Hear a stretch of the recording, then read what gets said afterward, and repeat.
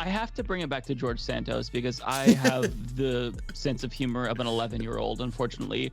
But did you all see the video of him sitting by himself on the house, and he takes a peek at the camera? He sees that nobody's looking. I don't know if he's looking directly at the camera, but you see the eye contact. But he like looks around, and this mother, no cap, digs his nose, and then pretend like tries to play it off like he scratches it, and then looks again, and then he rolls a booger on his fingers. No, he did not roll it around and play with it.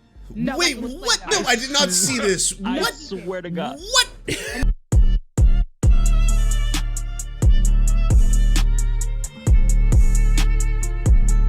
Lance, I literally just like the feds, Lance. I just ran you down. I messaged you just now, like, where you at? Oh, no way. No way. I'm so sorry. I'm so sorry. I'm here. I'm here. This is amazing. Yeah. I missed every single one of your faces, by the way. Happy New Year.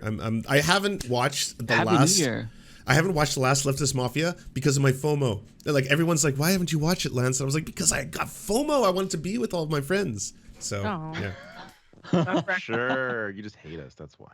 Yeah. Yeah, it was a fun time. It was a fun time. Episode, but me, yeah. Not you being the perfect attendant. Like, okay.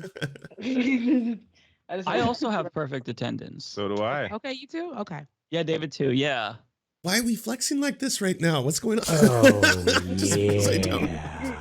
yeah. We take this shit seriously. Right. Thank you. I never miss. Well, should we start by kind of like letting Rebecca introduce herself, since she is our very first guest? We've never had a guest before, but really? She's here. Yeah, you're our very first guest. Not the first guest of the night for both shows. Okay, yes, I'll introduce myself.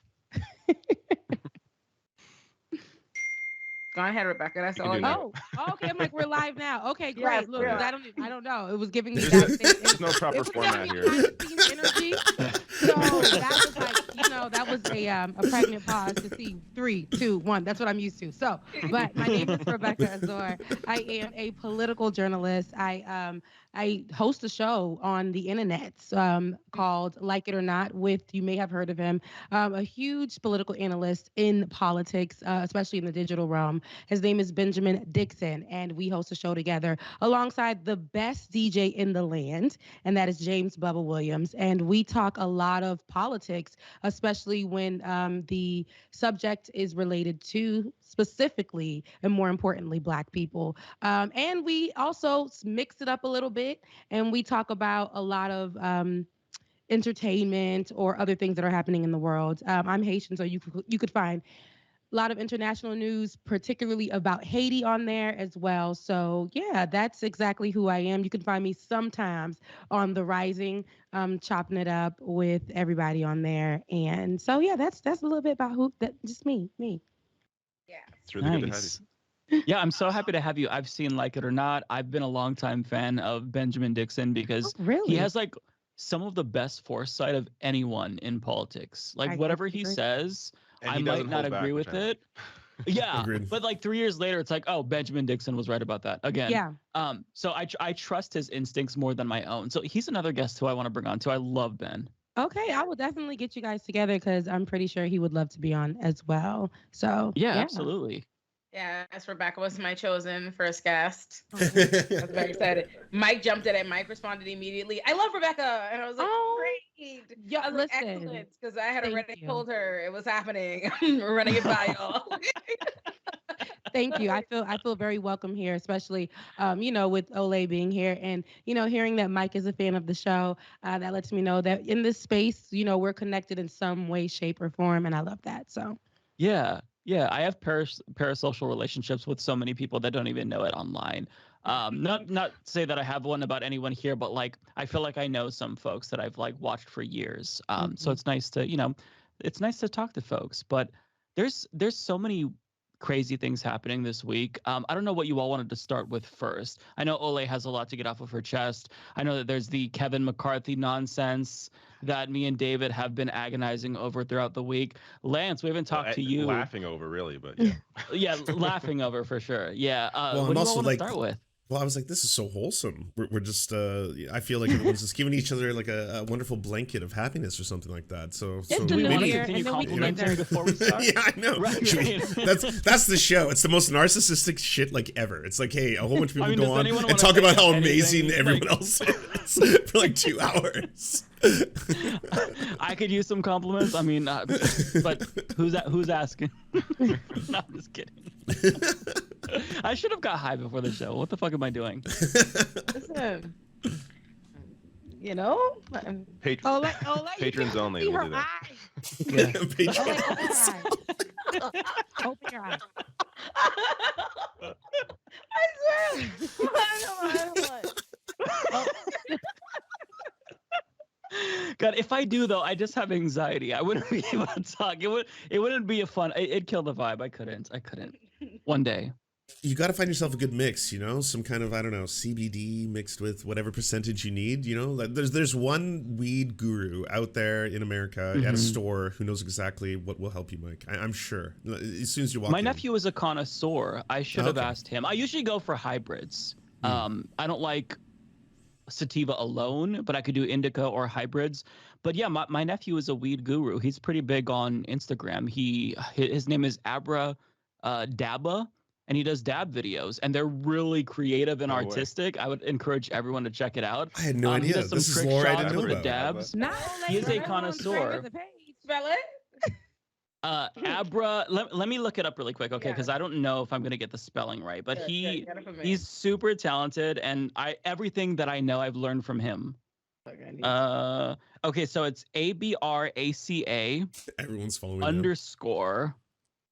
Chris, you've got so many new followers tonight because of me. Underscore Oh, I found it. DABBA. Found it. I have mutual followers done. Follow it.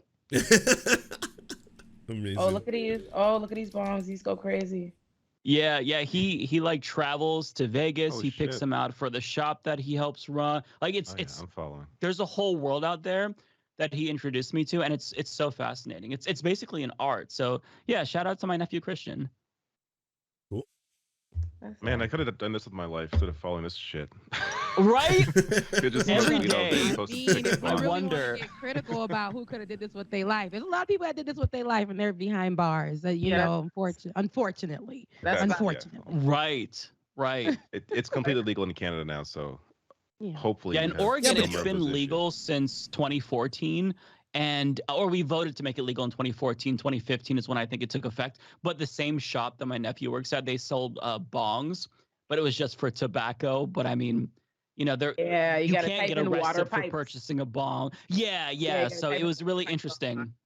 Yeah, but David, we got to tell people who don't know this about Canada, like disproportionately in Canada, there's way more indigenous people in jail for like marijuana and like non-violent marijuana offenses in the same way there's like disproportionately way more black people in America in jail for marijuana offenses. And when they legalized marijuana, that should have been like a pass. That should have been like, okay, so now every single person here, you get out of jail because we have determined as a society this isn't a crime and that's fucked and you shouldn't be in jail anymore. But we didn't do that, and like that's the part of the story that I think a lot of that people fight's are still like. going on. America does the same Yeah. thing. Like people assume, you know, when they legalize something, they go back and retroactively have it take place, but they don't. They don't expunge records. They exonerate nobody. People continue to serve their time, and it's an incredibly costly undertaking. But they often don't have any legal representation to try to pursue it. It is, you know, systemically unfair.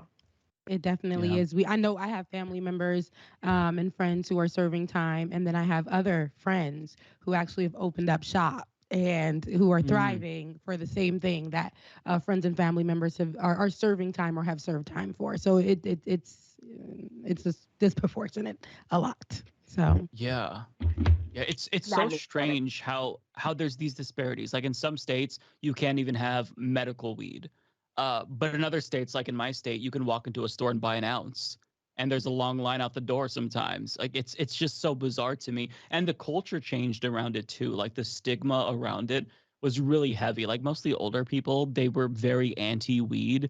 And then a couple of years after legalization, it just became a normal thing to where I was buying pot for like my in-laws and my mom, which was awkward and weird. But still, you know, it was like, attitudes just changed immediately, which is very, very strange because it's been stigmatized for so long. Because they had to realize, like, all of the lies around it didn't come true. Like, all of the claims of society's going to go to shit, all this stuff's going to happen, people are going to be dying in the streets. Everything was the same because people that were smoking it before were just still smoking it, but now legally. Yeah, I think that drinking is definitely more dangerous than smoking weed. Like people would get behind a vehicle. For the corporate job that I had, they would say you can get 2 drinks on your break, and people were getting the strongest drinks on their break and coming back to work. And some people were getting high and getting in trouble for that, getting fired for that on their break, but they're coming back to do work. It might be a little slower, it might be a little smoother, it might be a little more calm, but other people were coming back drunk, and it's still legal for people to go on their break, get 2 drinks, drive back to the job site and work. And I found that really hard to do for myself because I tried it.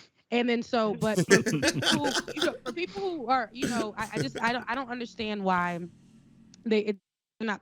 I think more dangerous. We hear about more drunk drivers taking lives than people who get behind the wheel who hit the blunt. Like I think that they've put so much stigma on it, and especially with people who've sold it. We've always seen people who were selling back in the day, people who were selling weed to be stigmatized as people who were dangerous, thugs, and they had to be people of color, particularly Black folks, and pretty dangerous. Now we see who's leading that right now. Getting shops, selling weed, dispensaries, all of this stuff, and there's stocks. It's like there's stocks on the stock market where you can buy weed stocks. I'm gonna. It's not this big mystery. The answer is racism. Like it's all the difference between the war on drugs 100%. Versus the prohibition across the board. Crisis.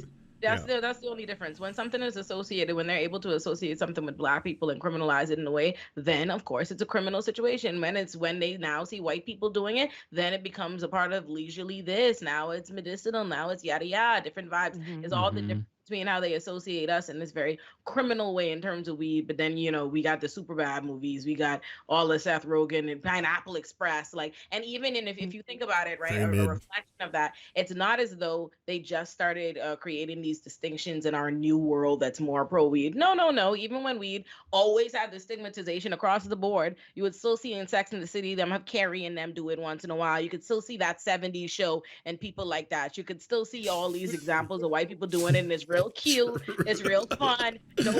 Nobody watched the Superbad movies and thought jail, what I mean? There wasn't a campaign to stop that, right? So the answer is what it always is. It's racism, and the funny thing about that is, how people go and how they stigmatize things. Because I always think about that, and not that I'm gonna come out as a pothead, but I'm saying you would never. Right. What I'm saying is I always think it's interesting and not saying that because there are so many signs of, you know what I mean? Like, to me, I always think about that. Like, nobody knows about my one true love, right? But there's so many signs, but because they associate you with being such a serious working professional, like all these different things they don't associate with the stigmatization of, weed. You could just be there high as fucking plain sight all the time and no one ever notices. But if you suddenly said it, all of a sudden the perception, they would have all the cute, clever, funny things as a really pothead shit. They would suddenly, it's interesting how perception works that way. Yeah, and it does. And I think I like to perceive that a lot of these big corporation owners and Elon Musk and them, they're doing hard drugs. But they have rehab. We got jail. Black folks have jail. They have rehab and we have jail. They're doing hard drugs. They're abusing drugs. As some people are overdosing, all kinds of things. But for weed, people are doing hard time. And then for people abusing hard drugs, owning big businesses, they go to rehab. They get to come back out to their family. I know a lot of cokehead prosecutors, a lot, a lot, like not a few. Are you gonna drop names? Is this the moment? Is it gonna be like? No. Do your coke, baby. Yeah. Yeah. Enjoy your cocaine. You shouldn't go to jail for doing or enjoying your cocaine or your marijuana. That's the whole point, right? Like at this stage, we were supposed to have flying cars. We're supposed to have a civilization where we had cars that could float in the air, and we're putting people in cages because they smoke a plant. That's fucked. That's so far from beyond what we should be doing right now collectively. We should be band together. We should have a society. Cool. Society's a good idea. We probably shouldn't put people in cages if they smoke a plant. I would assume most people would agree with that, right? That's not a spicy or a controversial take. Well, I mean, like Ole said, it definitely is racism, right? Because people do smoke blunts that are white and can get away with it. But same rates apparently. White and black people in America use drugs at the same rate, and yet disproportionately black people. It's 4 times the rate, I think, for black people in jail. And let me tell you something. As somebody who's been to a lot of white schools, I've been in many of a white environments. Like I went to school in Florida, then West Virginia, then Ohio, then New York. I've been surrounded by nothing but white peers, and then nothing but black communities as well. The most drug use is definitely amongst the whites. I'm gonna tell you right now. I'd bet my last dollar and Raheem on it. Like I'd get a cat away. I'm telling you, I know. This I am certain. Like this I am positive. Drugs you never even thought about. Like I can tell you all some stories, son. Like it's very, very, very much so. And you know what's interesting? I'm gonna say not to be Captain Save the Weed. I am gonna say weed is not just for me, it's for me and you. Like it keeps everybody safe. Like, bro, I'm just like it really does. Aren't you a nicer person? Aren't you? Yes. Aren't you much more likely to How did this turn into a stoner podcast? It's amazing. Absolutely. Yeah, unprovoked. Yeah. But I agree. I'm not pushing back on that. I agree. Like if you're like, hey, someone's super stoned versus someone's super drunk, especially if it's a dude. If a dude is super drunk, it's gonna be like, he's trying to fight, he's blah blah blah. And if a dude is super stoned, all of a sudden he's like, what's going on? Did you read Sartre, or do you know who God is? Stuff like that. Versus got a bag like, of Cheetos? yeah, right. Did you have food that I can eat? Yeah. Everybody here, I probably am the one who's not, a stoner. I don't know, but that's neither here or there because I'm surrounded by people who do. And my best friend's watching like, girl, you don't even. I'm pretty sure she's like, saying that. But I literally have a brother-in-law who had to do hard time because he had to sell drugs in order to make things shake because he wasn't able to get a job. And then, him coming out and seeing different businesses now all around that are owned by white folks. I was going to say white-led businesses. Weed. And that's also something they're not evaluating enough. In terms of the industry is not, they're talking now about how, the places that have legalized weed, and then they talk about how this could be a business and you get licenses, but they're not talking about how they are actively preventing black people from being able to get those licenses. And the people who've actually, the people who have criminal records or have had, because of weed, those people are not completely, ineligible to enter this industry. So the people that have been most criminalized and most suffered off an industry and kept out of it for the longest, and now the people being prevented from turning it into a legitimate business. I couldn't do it illegitimately, and now you want to legitimize it and I'm to be forced out. And that's something that's also not being studied. People are leaving it too much at, weed was legalized, great, end of the fight. When meanwhile there's an entire industry being created off of it, and white people who are profiting off of it. Yeah, they're gatekeeping. They're gatekeeping from something that we've been in, but now it's in their hands, and it's like we can't get in on it. And it's funny because I look at it the same way I look at gun control, right?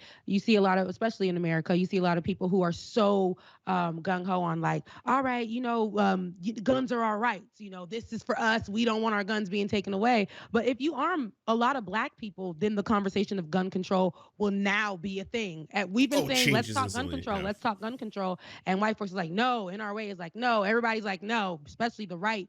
This is my right. Like, don't take away my right as an American. But if you arm black folks, legally, now it's going to be, let's talk gun control. Let's start putting, let's start censoring. Let's start gatekeeping. Let's start making sure black people are not able to get guns. Now they're going to start saying, let's put in more laws. That's just how it is. Especially I see that with gun control, and I see that with weed. marijuana. Yeah, same thing with queer people, by the way. As soon as you see queer people getting armed, all of a sudden it's like the exact same conversation is happening. It's like, oh, well, what's going on here? Why do you have all this Kevlar? Why do they have this, like, you know, all these weapons? It's like, well, these are people defending themselves from a very, very real threat coming to them all the time.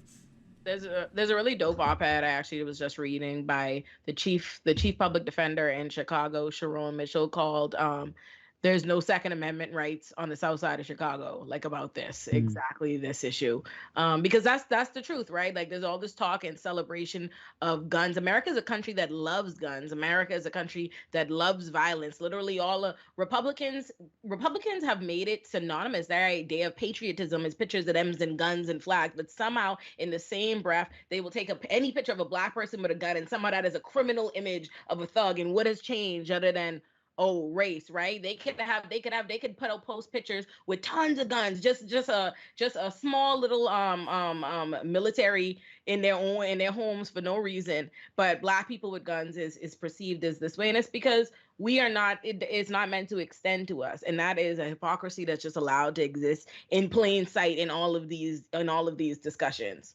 And we saw this, right, with Philando Castile, who was shot while he was telling an officer, "Hey, I have this gun. I'm going to tell you like this thing's right here," and then he got shot.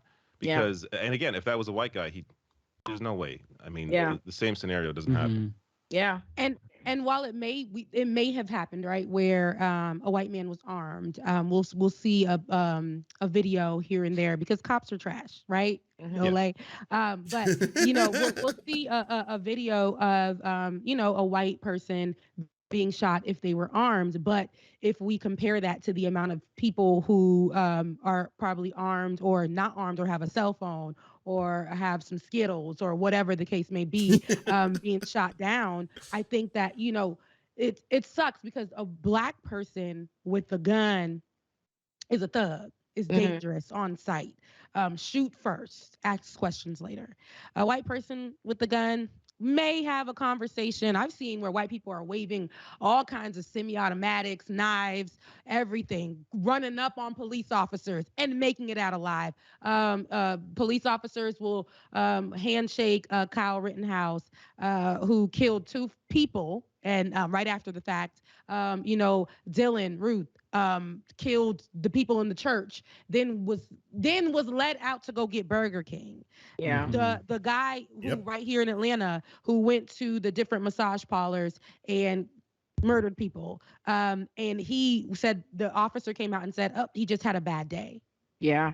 I think, you know, since you bring it up, an important point, people love to, they'll bring up, oh, you know, when you oppose police brutality against black people, you talk about this issue, they'll say, "Oh, well, police kill white people.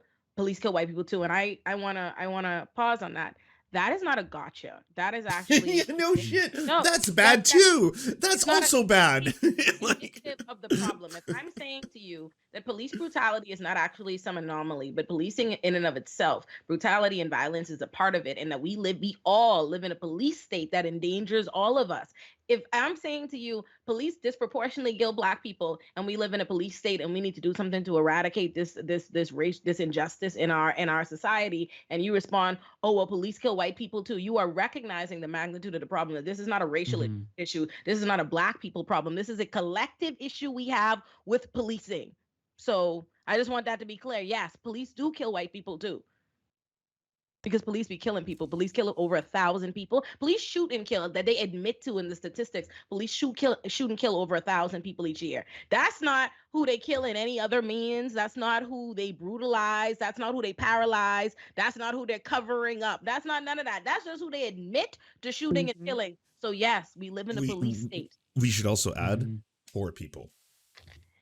Yes. Right. Absolutely. Homeless also people. Disabled people. Disabled people. You name it. If you're autistic and you're nonverbal, that's a huge thing. There was this sign that I saw that somebody posted. It was a photograph on Reddit saying that they had to put up a sign in their front yard for police that, like, my son is nonverbal and autistic. Wow.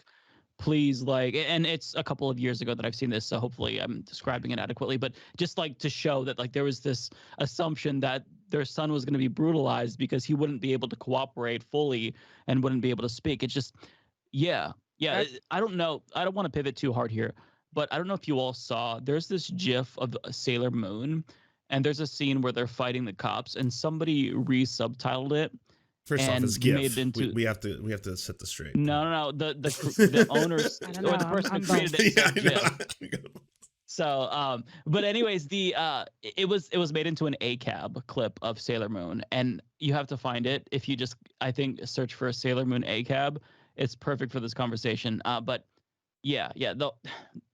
I think that's such a great point that Ole brought up about how, like, the white people who think it's a gotcha, who try to, like, discredit the disproportionate amount of black people also get killed by the police. White people also get killed by cops. Yeah, that's bad. They shouldn't be. You know, and that's a real thing that you bring up, Mike. So my baby brothers, both my youngest siblings, my baby brothers are twins, and both of them have autism, and that's actually the reason. Like, all my sisters have eventually, I came to America first, and eventually all my sisters, continue, follow it and are in America, scattered amongst. But my brothers, we don't let come for exactly that reason, because there have been that happens. There's been that, and that's literally.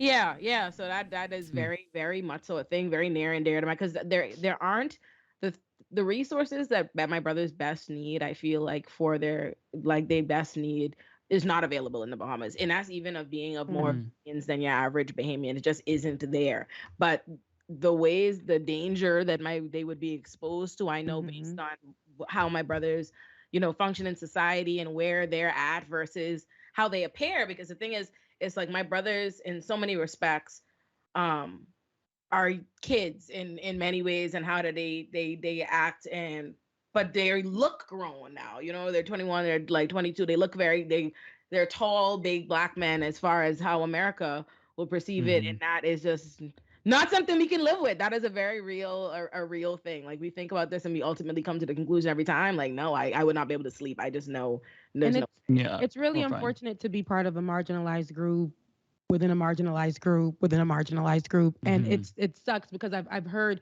of, people with mental illnesses, people who are disabled, people just, being shot down by police just for being Black, or just for being a certain type of way, or just for being a part of the LGBTQIA plus community. We covered a few stories, one about a 6-year-old or a 9-year-old playing in somebody's yard, or playing around somebody's yard, children, and the person called the police on this child. And it was taken all the way to court. A 6-year-old who was handcuffed for some reason that had nothing to do with nothing, just playing around. 6-year-old was handcuffed, and they took that all the way to court. Her little fist could not even, her little wrist couldn't even fit the handcuffs, and they took this to court. And then there was a story that we recently covered here in Georgia, where a woman was just having a mental breakdown in her home, possibly a mental breakdown in her home, and her mother sent out the police for her to have a wellness check. Police get there, they put her in the back of the car, didn't even lock it up, didn't check on her. She's in her home, and they saw that she was inebriated in her home. How many times have you been drunk in your home? I mean, you're safe in your environment. You drunk, you probably might fall out somewhere in your home, but it's the comfort of your home. Yep. And so they seen that she was inebriated, so they decided they wanted to take her in. And they put her in the back of a car, did not protect her properly. The car doors were unlocked. They didn't check if she was secured, and she ended up falling out of the car and dying. Police officers do not care about people. They no, not at all. Yeah. Holy fuck. No, not at all. Yeah. So so we can go on with stories and stories and stories about this. It just shows how it's very systemic for people and police officers, especially if you look a certain kind of way, or if you're part of a certain marginalized group. You are a target. You are a target. Yeah. But yes, in pivoting times. Let's pivot, girls. I missed you. So we can talk about race all day. We do it all the time. Yeah. So yes. Lance and them. Y'all, please tell the people what's happening in white people politics today. Well, today we're discussing the mayonnaise flavors. In queer folks politics. It's getting heated. Transparent politics. Here we go. We got this.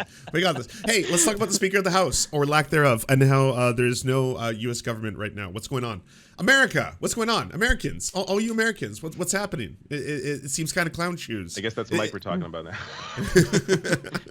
I repudiate all of these Americans. Okay, I can't speak for them. No, so basically, I mean, there was 19. Now there's 21 Republicans who are refusing to support Kevin McCarthy under any circumstances. They got everything that they wanted from him. I mean, there's really no policy disagreement at the heart of this, right? There were some rules changes that they wanted, and one of them primarily being that one member alone would be able to force a vote of no confidence and oust the speaker. He said I'll come down to 5, which is just that's huge, right? Because normally you need half of members. So he pivoted on that, and he said, okay, we'll do one person can, oust me as speaker. I believe it's to force a vote to get him out, not to get him out completely. Right, so right, they still have to they still need half the caucus to be able to vote to get him out, but just having one person or even 5 be able to force a vote to remove the speaker, that would just, I mean, here, let's be clear. They're not getting anything done anyways, but if they had an agenda, that would be everything they're doing, because everything McCarthy would do, he'd have to worry one person or 5 people that are basically people against him may just decide, oh, today we don't like what he's doing, so we're going to now vote him out, or push for this vote to get him out. So it would muck up the entire process. It's ridiculous. But he's lost now what, 10 votes, 11, something like that. 10 I lost times. track, honestly. I thought we was at 11. Me and at 11. I thought we were at 11. Oh, he might be at 11 by now. I think 11. You could be right. 11 is the next vote. I seen it. I was looking at it earlier. It's 11. Okay. I think it's 11. I think I was reading the same thing. Oh my God. It's embarrassing what's happening in there right now. And then you got Big Head, Matt Gaetz, Jimmy. I thought you were talking about Charlie Kirk. Not him. There's a lot of big heads to go around. It's a lot of big heads. But on the right, it's just really I'm embarrassed. Like, I'm always embarrassed, but then I get secondhand embarrassment watching this and just seeing how Matt Gaetz is voting for Donald Trump, shouting that out. Right. With his sidekicks, the stupid crew, Marjorie Taylor Greene beside him, thinking these are the people that we're voting for and who are running things. And I think that is a testament. That is so sad for America. I mean, it's literally it's us looking in the mirror. That's who's running the country. And Marjorie Taylor Greene is actually supporting McCarthy, so it was odd she was sitting beside Gaetz there and even gave him a smile after Gaetz voted for they're a bunch of jackasses. Trump. But the reason, sitting beside Santos too, by the way. You got to bring up Santos. The only reason Marge is with McCarthy is because she's being promised her committee assignments and potentially a big position on one of those committees. So, like, none of this is about policy. None of this is about anything actually substantial or real. It's all about personalities. I wish we would appreciate enough the good old fashioned beef of that all, right? Like, there is no policy or principle disagreement. They just don't fucking like him. And I wish, I would love to know what behind the scenes, like, what made him such a dickhead that they were like, fuck it. Everybody's so mad that they bringing in people that have no chance of winning, just shouting out, just like Dr. Seuss. And everybody's like, that's why I can't stand them. Well, it goes back to something that Ole said on like episode 2. Their only politics is fuck you. That's their politics. True. That's literally the totality of their politics. Y'all are doing it right now. Yeah, that's what it is. Yeah. Which is why Marge right now is losing support, because her support is based on the fact that she is anti things. So when she is for McCarthy, then all of a sudden, like the gig is up. You can no longer. There's no reason to support her now because she actually wants something. It's all like their base right now. Everything. That entire side is insane. Haters. That's all it is. It's hilarious.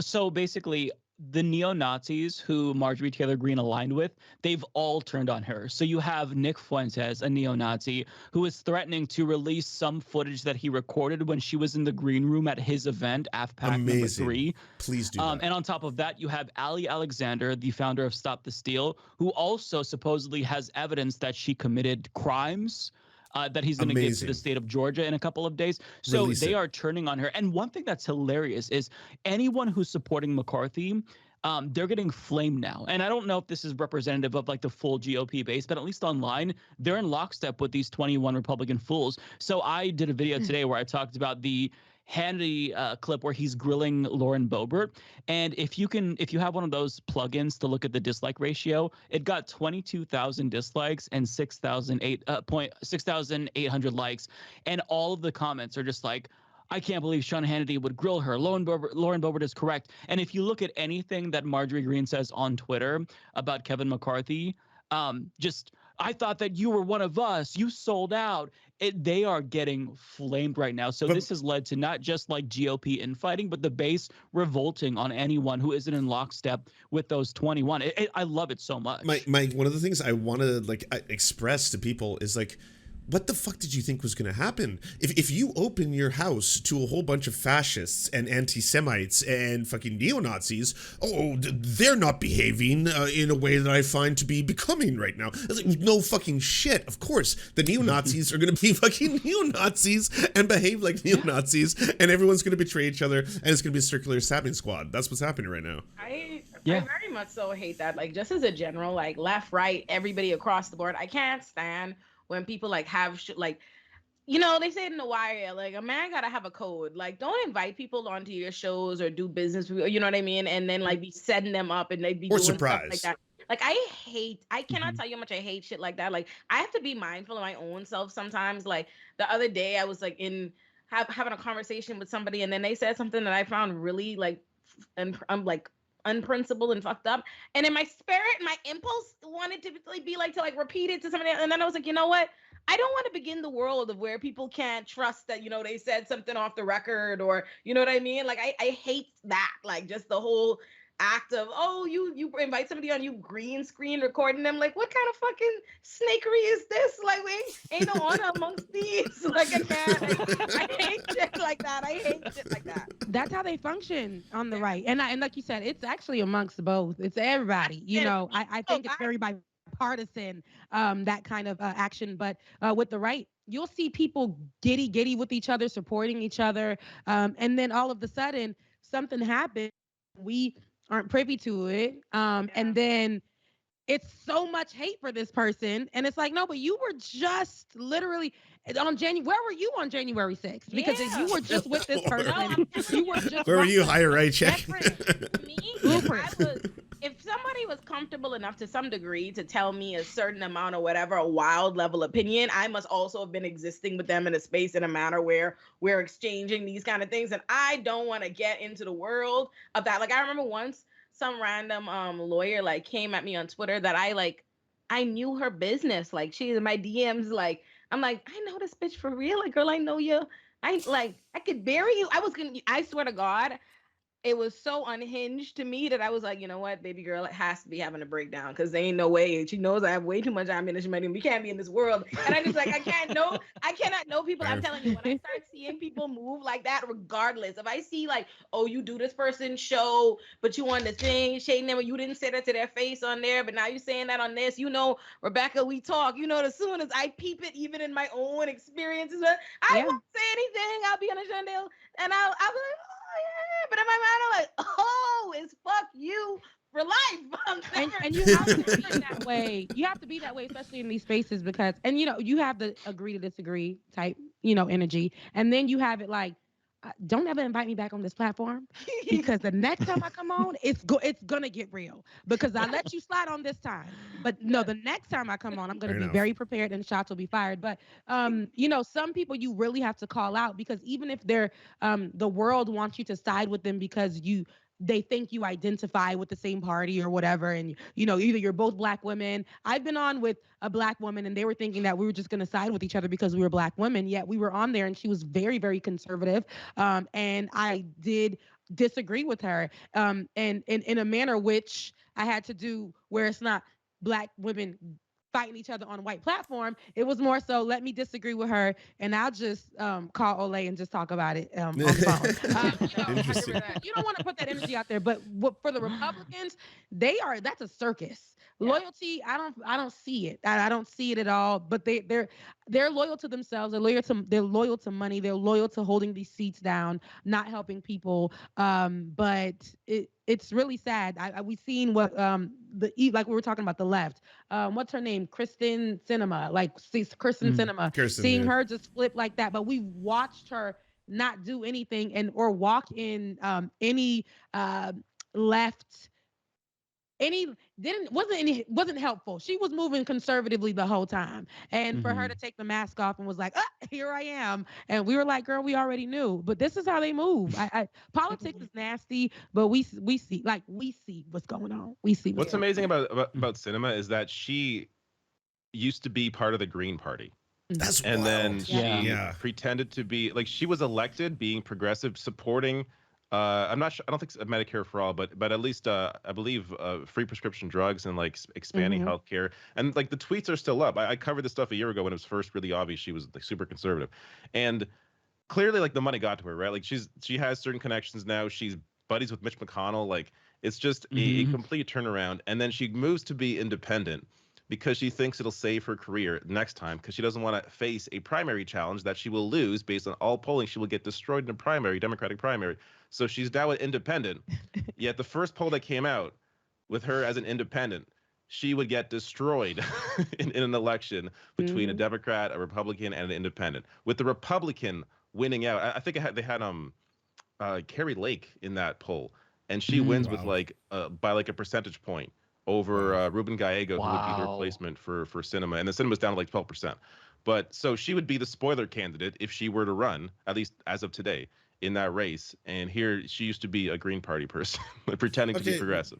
Okay, so fair enough. Jesus, they make good money when you switch over. I'm not gonna hold you. I've seen people that I came in with back in 2017 switch over, and they're living large and in charge. Liberals don't really like full flip. Liberals don't be making that kind of money. I'm still, living paycheck to paycheck. Listen, it's different when you get conservative. It pays. It does pay. So a lot of people do switch over, and we'll look at them crazy, but they're just to say right talking points, conservative talking points, they're getting paid. Well, yeah, especially from like a left perspective, right? That way you can be like, oh, well, this is a former leftist who used to be like a Bernie Sanders supporter or something, and now look what they say. But with someone like Matt Gaetz, because we were just talking about Matt Gaetz, this motherfucker is not in any way hiding in the shadows. It's pretty like well discussed at this point. This person is an alleged pedophile, human trafficker, drugging and potentially raping children, all that kind of stuff. So why is anyone thinking that this individual is going to play nice and or normal within the political apparatus, right? Like to have someone that vile and rise to those ranks, like not just Matt Gaetz, like George Santos too. I genuinely love George Santos. I like whatever you are, like, oh, amazing, amazing. Run it back. Run it back. I got you. George Santos. You love Santos, you mean like as a comedic genius? Yes, as a concept, like holy fuck, how did you infiltrate the right or the Republican Party to such a degree? How did you climb the ranks and you're sitting there and you're like, I'm the son of Ukrainian Holocaust survivors and my mom died in 9/11. And it's like, that's not true. None of that's true. You just made that all up. You said that out as a matter of fact, but now that's just out there. Now everyone has to basically deal with this. I'm so happy that he got that far, honestly, and I wish there was more. It exposed the whole institution. Like when your entire life is a lie, everything this guy, the amount of lies he's had are insane. And you lie that much and you still win an election, like it shows you there's nothing, like anyone can do this shit. No. Any sociopath can do this. Here we go. White person. Yo, yeah, any white man. White. I said this last episode. It shows any white person. This shit only happens to George Santos, Anna Sorkin, the Tinder Swindler. White folk get to do shit like this. They will not give me a fucking Target gift card without running a search on me. You think they let me die? Are you fucking serious, bro? Like, you think I could be up here just telling tales? Just be like, oh, my granddaddy was fighting with Nelson Mandela. Yeah. My granddaddy. Like they will the next that evening as soon as she said it on Twitter, they already said a lawyer Olay is lying, or so what else is she lying about at Rikers? They would do this whole thing. I have watched there's a Reddit page devoted to a conspiracy that I was a bot at one point in time that I was making on my whole immigration. But you think they don't run up on me? The second most Google thing with my name is citizenship. What? They ain't gonna let me What? fucking lie. Wow. That is so fucked up. Oh my God. Number one is husband. Number two is citizenship. Oh, they trying to see what you my went. number one They're is husband too. I love that. They want to see if she's taken or not. Is there a ring on? They want to see if there's some problematic man. You know how that is. They want to hold on. Let me see if she.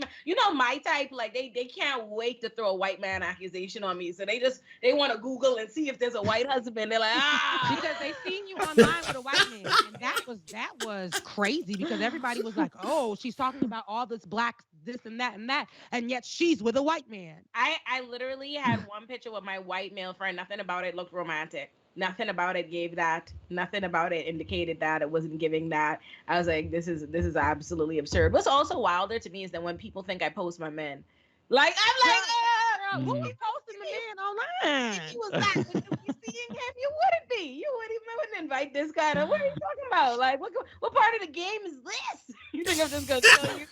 Like absurd, but yes, no, that's why they really want to know. They want to know if there's some problematic figure, something for them to be upset about. They can't wait to attach you to some man.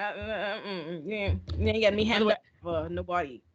I have to bring it back to George Santos because I have the sense of humor of an 11-year-old, unfortunately. But did you all see the video of him sitting by himself on the house? And he takes a peek at the camera. He sees that nobody's looking. I don't know if he's looking directly at the camera, but you see the eye contact. But he looks around, and this motherfucker, no cap, digs his nose, and then tries to play it off like he scratches it, and then looks again, and then he rolls a booger on his fingers. No, he did not roll it around and play with it. No, wait, what? No, I did not see this. What? I swear to God. What? I actually didn't see this video. I saw somebody make the comment, and I thought they were honestly thought they were joking. They played with him. I think it was a Pokemon. What is going on?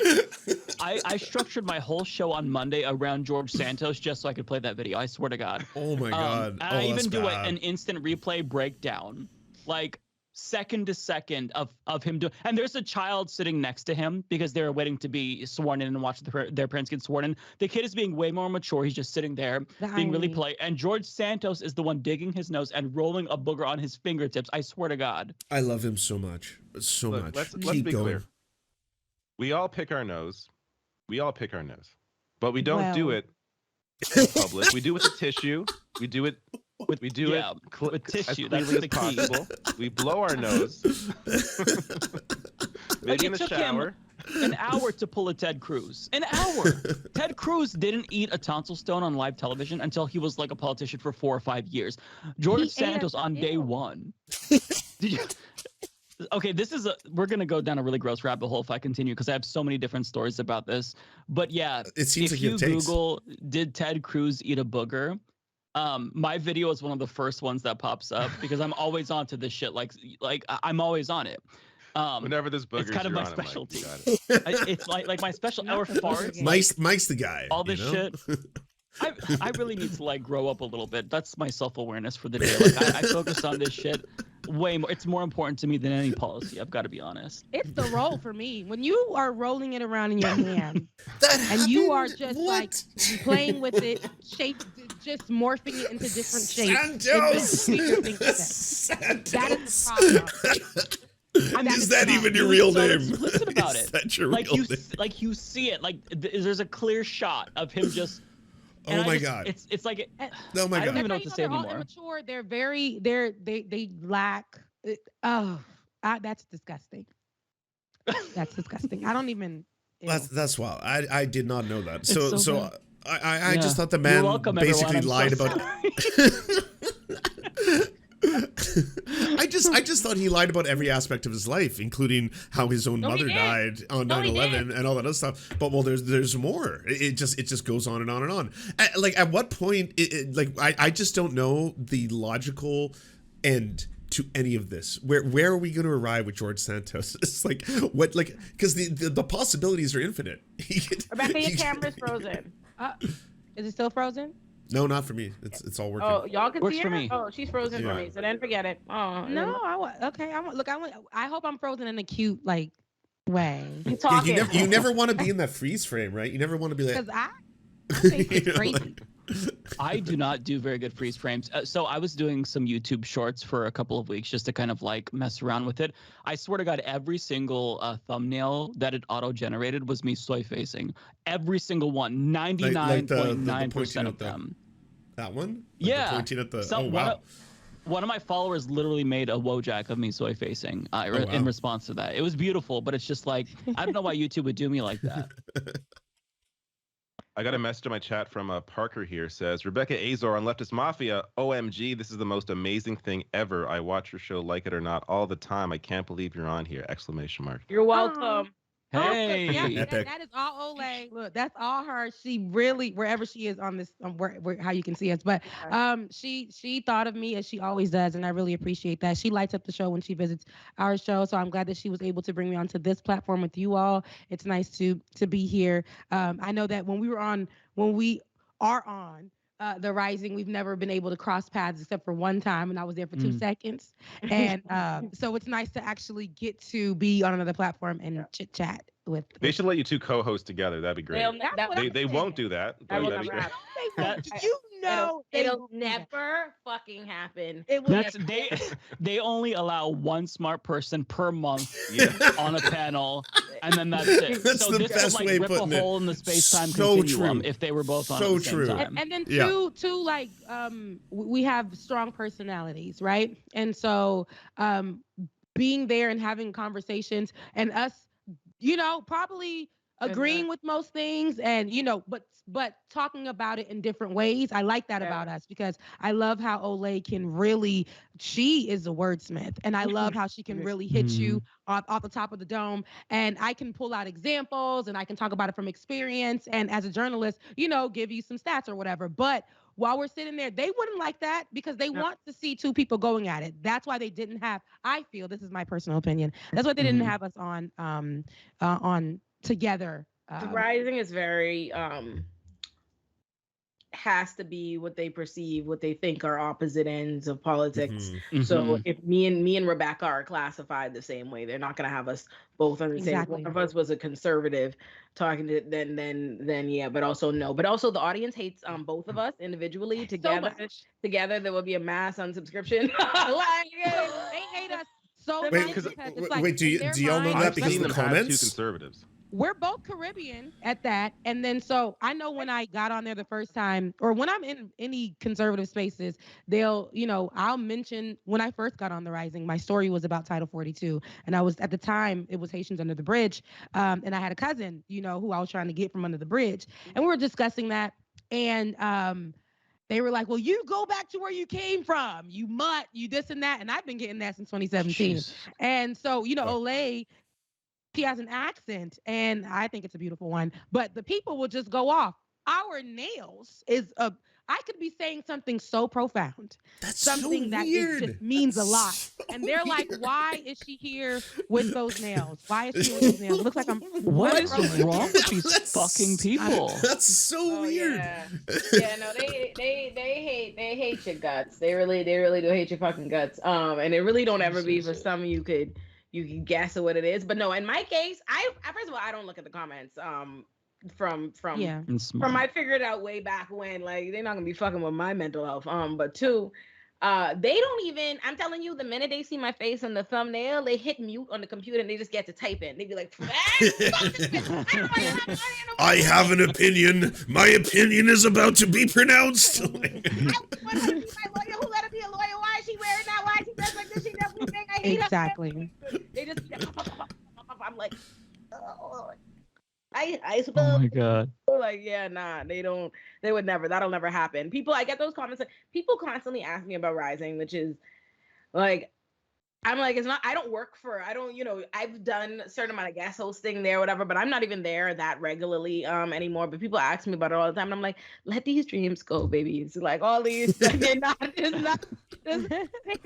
let it leave you. Literally just a couple of days ago, I got like a question on Instagram on my ask a question, and somebody said, oh, would you host Rising full time if they asked you to?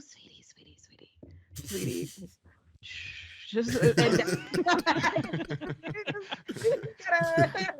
That dream's not happening. Yeah, different dreams. And they won't let you be yourself. As I'm frozen, it's me. Yeah, you are actually frozen They now. won't. Oh yeah, let it did you. freeze for me Still too. not frozen for me. Yeah, I'm just frozen. You're good. You're good on my stream. You're not That's so frozen. bizarre. It's so weird. No, I'm looking at it live on YouTube, and I see that I'm frozen. But yeah, they won't let you be yourself at all as I'm frozen. I hate this picture that I'm frozen in, but they won't let you be yourself at all. Let me match the energy.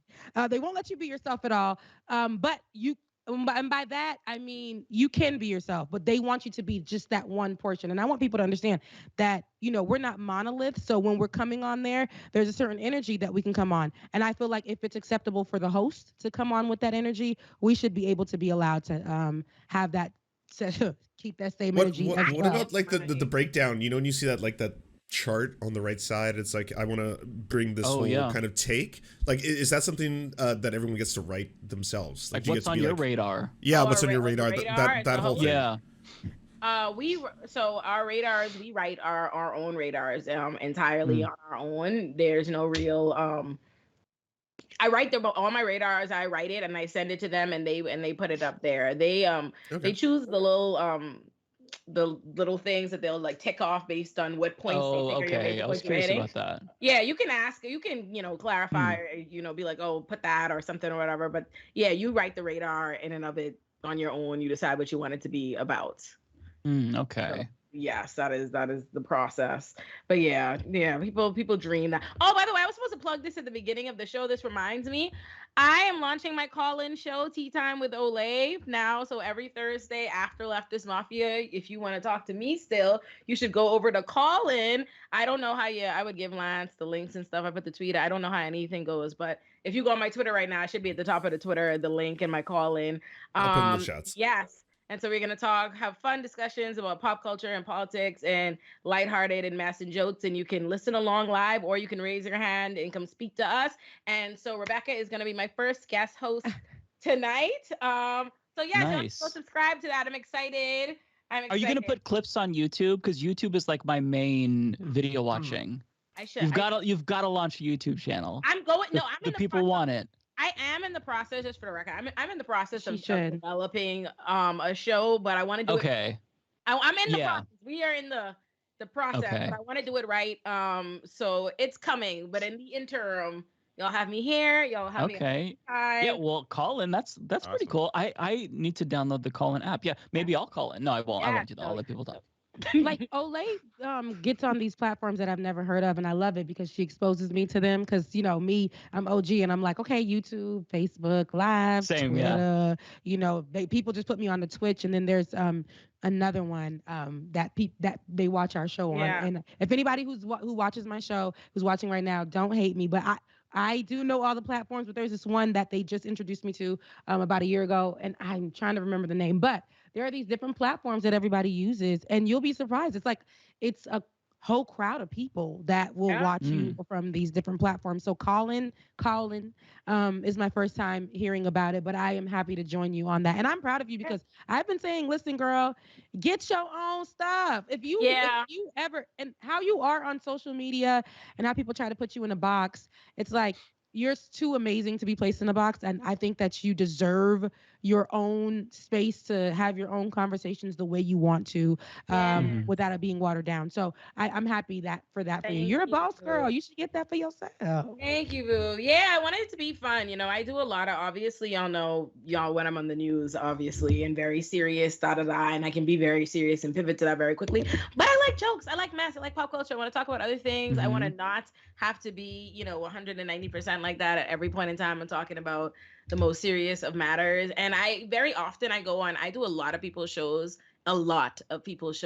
and I feel like people will rely on me for their engagement and their jokes and their hype and their energy. And that's how I find out about these platforms. And I'm like, why the fuck am I keep getting forced? You know what I mean? I might as well just do my own thing. And I'm like, I'm already streaming on Thursdays with y'all anyway. I'm already up here on y'all saying I might as well do. I've been on calling this. That's fun. And I also love the artwork. I don't know if you've seen it, but it's beautiful. My artist snapped. I don't know if you've seen it. He did my hands, just holding a little teacup. Hold on, let me just show you. Let me just show you all on my phone. Who's looking at? Oh, I think so. I know there was another artist that you said that you sent us. It was like an animation too that was going to do all of us. That is still happening. That's very much so. Okay. This is my tea time. Oh yeah, that's amazing. Yeah, It gives me what is the movie? What movie? The movie with that the Peel guy made. Why do I have No, not oh shit, not Get Out. Rebecca. Get the hell God out. damn you, Rebecca. Rebecca. God damn you, Rebecca. But listen, and that's for all the right. I think that's for anybody who's hating on your stuff. We're gonna make sure we tap the teacup. Get out. Funny. Someone commented, they're like, oh, and you love purple too, because all my stuff is purple. And I left it. Yeah. Fun fact, I hate the color purple. Really? Right behind you. Is that even the onesie? The Pokemon, like Gengar? Gengar, that's my yeah. Do it. Yeah, I love that. Purple. Yeah. And you think about over there. No, so what happened is yeah, Bulbasaur's over there in amongst the plants. You see that on him? Oh, okay. I see. Yeah. Okay. Yeah, I have Stitch down there from Lilo and Stitch. And then I have Grey Worm from Game of Thrones. I have 2 Prince Funko Pops. It's a party over there. I love all the nerdy shit that we discover each week in your. Yeah, I know in each other's backgrounds. Cool. Over there. Except for you, David. David, it's always just like a green screen. We never get anything. I know. I need. Why won't you let us in? Spin it around or something. Why won't you let us into your nerdery? Like you gotta just drop some stuff right now. I don't because my nerdery is all over like the house. It's all over the floor. It's in drawers. I don't have it out on walls, but I should. Yeah. My nerdery is not like in my studio, but I'm kind of like David, where I have a bunch of nerdy shit everywhere too. Because I love it. I love nerdy shit. In my home. It's pretty black girl everywhere. There's a black girl, I think, on each side of my wall. It's 3 black girls right here. It's a black woman I just bought a few months back. It's a black woman over here in the corner. I have some of those too. I have some black girl art there. But my house is actually I'm a nerd to the highest order. Actually, it's funny. Like a real anime nerd to the deepest level. I obviously have murals to Dragon Ball Z. I love your living space with the mix of all of that. Yeah, it's very you. You have like all your anime mix, and then with your black art, and then it's just really nice. I like it. I blackify all my cartoons. I have like Black Dexter from Dexter's Laboratory in my room. Amazing. I have Black Dexter. Black, yeah, they're black. I like how you say. I was thinking the serial killer for a second when you said Black Dexter. No, I thought of the cartoon right away. Oh yeah, that also makes sense. My dad says it just like that. Love it. I love the breakdown in syllables. But wait, Rebecca, you don't have any nerdy stuff in your house at all? Not a single thing? No, I actually, it's very Rebecca's diva. Rebecca is the original diva. Like I'm like a fake. You can be a diva and a nerd at the same time. And that's what you get with Olay. The original diva. People will say yes. I probably my space is kind of a little diva-ish. But I had if you guys know him on he's like done a lot for our show, and why am I not getting his name right now? Damn it! He draws us all the time. He drew you, Olay, me and you. Letter. Oh yeah. Letter. Oh yeah. Big shout out. He's awesome. Yeah, he's awesome. He's actually he drew me as because I wanted him to draw me as Goku. This is Letter Hacks right here. Yeah, letter. Yeah. Yes. Oh He drew me as Goku. I wanted him to draw me as Goku, the Super Saiyan, and he did. Black girl in a cute little outfit, but in the whole thing, and I loved it because I grew up off that Dragon Ball Z, and so he drew me as that, and I lived for it. So that's awesome. Can you show us? Because he draws us very often in different ways, and I need to print those out and put them on the wall. Because I want to see it. I love that. The letter hack. He drew me and Rebecca together. No, I appreciate something striking. I appreciate that he figured out. Matt Strackline. Yeah. Yeah. Yeah, he's great. He has these really huge like almost murals that he makes of just like all indie podcasters and media personalities. That's what it's so cool. And he had me and Olay sitting next to each other, and I thought that was the best thing because it was so gossipy, but it was like so like I love each other in the picture, and I was like, our friends, we do gossip to each other because very often people will just lump us in with anybody, and like anybody who's a black woman, they will just, and it's always crazy. Remember, like even not just the people who dislike you, but your quote unquote fans that listen to you will lump you in with people that I'm like, if you were really listening, there's no fucking way you think I like this person or me and this person is like-minded, but I don't say anything all the time. And I'm like, I That's not my homie. Stop associating with who you. I appear on lots of shows, lots of things, da da da da da. But I'm like, this is my homegirl for real. Yeah. Not even trying to fangirl. I've been in this space, like I said, since 2017. I've been doing this, and I used to work on a really big platform. I worked after that for a really big activist in the space too, and I've met so many people, and it's just weird in these spaces because you meet people and you really trying to do the work, and they're on air and they're just trying to do the work. As soon as they get off, and I can't lie, I tune out too after the shows to kind of zen back in because it's a lot when you're really trying to do the work. Yeah. But these people will be like, girl, please, I really like nah. And I'm like, wow, I'm here. I'm thinking that people are so for the job, for the people, and then that's when I realized it's in both parties, in both parts, in both, all through the activism world or all through the space where people are journalists or podcasters. It's just like people are not authentic as themselves to be. And I won't put anybody out like you won't put them lawyers out. But you know, when I met her, I'm like, oh, she is really about this. Her stories and policing, she has educated me a lot. So I'm like, oh no, I like this girl. She's very authentic. She's very true. So yeah, she's the homie. Also, can I give a quick shout out to the Letter Hack, who's also in the Serfs chat right now. So hi, Letter Hack, watching the stream. Everyone is praising you, loves your art. Yeah, we love you. Yeah, love you so much. Love you so much. And every time I get into his stream, because he streams, I think weekly, and he streams new art that he's doing with someone else in this space, and it's a lot of us in this space. And if I'll come in, he'll be like, "We have a celebrity in the room," and I'm like, "Stop it!" He makes everybody feel like good, and I love that. I love how he draws us. I don't realize how many people are in this space until he draws those giant murals, and it's like, oh my god, there's like so many of us. What I want to know is how the people like who got left out, like of this big ass thing with this many people. All the dipshits got left out. That's who. Like, anyone who's a dum is completely out. Yes, he only draws cool people. Look at me and Rebecca. I love that. And he got it right. Yeah. I love how he gets the details. Like, yeah, I love it.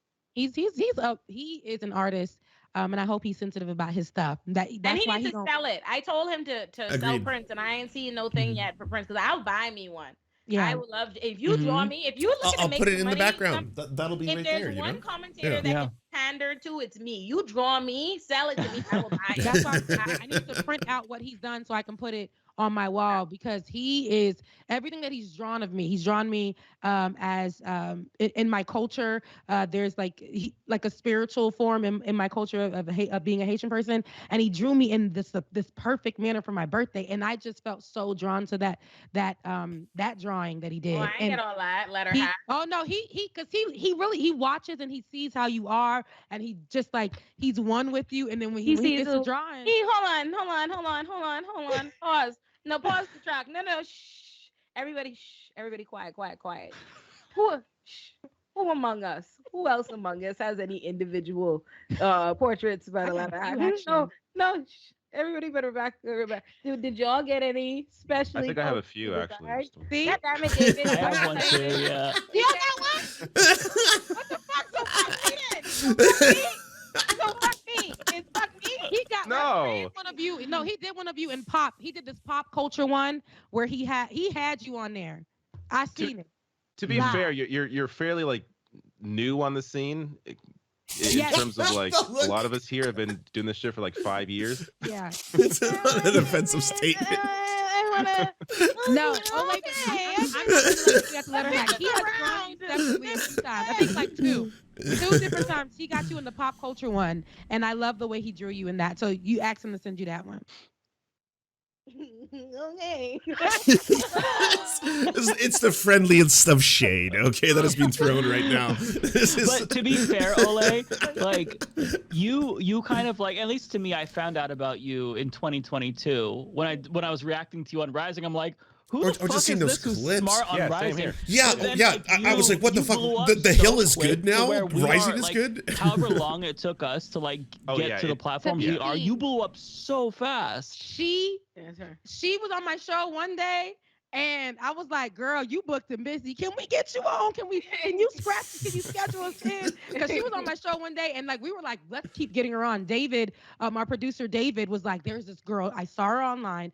I mean, she's not anywhere else right now, but I see her on this law show. And we got to get her. And I was like, okay, let's bring her on. And then the day she got on, I was like, no, this girl is the truth. And then, I mean, like, it wasn't even like 3 hours later. It wasn't even like that. She was out of here on 17 different other platforms. And I said, listen, one thing about it is I love to see other people winning. And I loved it. I loved it for her. And I was like, girls, just schedule me and pin me in to on one of these days to come back on the show. John Oliver. Yet, where's my right? John Oliver did happen, and the Breakfast Club did happen, and a few. Right. Where's my comic? The letter hack. He's still in the chat. He's still in the chat. Do a personality drawing for her, and he'll probably do that. I know he listens a lot, so I'm pretty sure on this next live that he does, it'll probably be a personality shoot or a drawing for Ole. That's so funny. I'm an out and proud Leo, okay? I very much love. Look, you see me being a Taurus, like, okay, girl, it's gonna happen. I love being thought about. I love being thought about. I can draw you, Ole. I'm somewhat of an artist myself. I drew Trump in 2020, and that was the first drawing that I did since I was a kid. That shit is the funniest fucking thing. Like, I drew it and I was completely sober. I laughed hysterically for like 10 minutes. I have to find it and I'll send it to you. I was like, people know what I'm talking about. Maybe the chat can find it. It's my Trump portrait, and I'm gonna do one of every single president. That's gonna be my like contribution. For some reason, you just reminded me of something like totally unrelated, but I had meant to bring it up episodes ago. And suddenly, y'all know Lance and David didn't watch Degrassi. I don't know if it was David too, but I know Lance didn't. I think it's David too. Y'all know that shit? Do y'all know those Canadians did not? The 80s Degrassi. Mike, you're American. I'm just gonna let you slide. Okay, thank you. But Canadians have no excuse, right? It's like you lose your passport if you don't know that shit, you know? I was in my house watching videos about Degrassi compilations and Degrassi reviews, and there's a character for all you cultured people who watch Degrassi. Please let there be some cultured Canadians on the streams and people who watch Degrassi. You remember Jay? Who be at the ravine giving Emma the STD, who was dating Manny? Jay. Sounds terrible. Don't that look like Lance, evil twin? I'm watching and I'm like, oh shit, this looks just like Lance. I go rush into my DMs to DM Lance like Lance. Yeah, I was like, I have no idea what you're talking about. I was like, I know I'm gonna lose my Canadian passport by admitting that I don't watch Degrassi and that it actually made like Drake's career, but yeah, I don't know who that is. Yeah. Well, you know I what? see. Okay, I think that Ole is gonna have to we're gonna have to meet outside about this one because You didn't watch Degrassi either? I don't understand. It's like it hurts me. There's a lot of judgment in these eyes. You act out disappointment, but then disgust, and I don't understand the the lack of understanding and support I get in my life. Like y'all just have to understand. Like I'm ready to shed tears. Like no, you were disgusted, and that's why I couldn't. Oh my god, my best friend just texted me in caps lock. See, I'm not the only one who doesn't watch Degrassi. I'm really okay. No, I'm okay. Because it's best friend. Painful because sometimes, like very rarely do I have some white people shit that I really like. It's not even like I don't have white people friends. I'm hosting a show with 5 white people, and I still have nobody to talk about the Canadian show. No. A Canadian I'm show. So sad. Yo, can I tell y'all? Can I see this? Because maybe there's someone in the audience who will feel my heartbreak. I need to tell. I'll be right back. It's been on my heart for months. Okay, the Vampire Diaries was one of the largest. Was that not a huge phenomenon? Like during that time, like they loved it. It was a huge thing, huge thing. Why nobody I fucking know watched it, right? So the other day, I get invited to do an episode of a podcast with Candace King, who's one of the stars of the Vampire Diaries, like played Caroline. I'm hype. Like, my God. First of all, why does she know me? As you know me? I have been trying to find for like 5 months somebody in my life to share that with who fucking knows what I'm talking about. See, I'm still being met to resounding silence because these people clearly didn't watch the Vampire Diaries either. Why, bro? I can't even share. We're gonna meet you with more silence because you're going and going about it, and girl, I don't have anything to give. Yeah, nothing. There's no support at all. I watched the '80s Degrassi. I didn't watch the new one, so I didn't know who Jay was. But looking up Jay, he does look like Lance. I could see the resemblance. Thank you, thank you very much. Thank you so much. Because Lance had the nerve. And not only did he have the nerve to not see it and not even pretend and blah blah, he had the nerve to act underwhelmed by the comparison. He was like, I mean, okay, that's an exaggeration. I don't know if it's underwhelmed, but I was like, okay, so I get when people are like, you look like Brendan Fraser. I was like, okay, that makes sense to me. And when you showed me that example, I was like, I don't see it right out of the gates, kind of thing. Whereas like there's other. I do see Brendan Fraser more than Jay. I do. It feels like y'all saying that to me feels like when nobody knew like Hannah Montana and Miley were the same bitch. Like, you see what I'm saying? Like, I'm stressed out. That like was crazy too. Like, now my friend just typed in caps lock, bro. He does look like Brandon Fraser. I fucking hate it. I hate hair. I can see that. Look, me and best friend are right here with it. Okay. But by the way, Ole, I sent the photograph, or the portrait, I should say, that I drew of Trump. Check your Twitter messages. It's in the Leftist Mafia one. Yeah.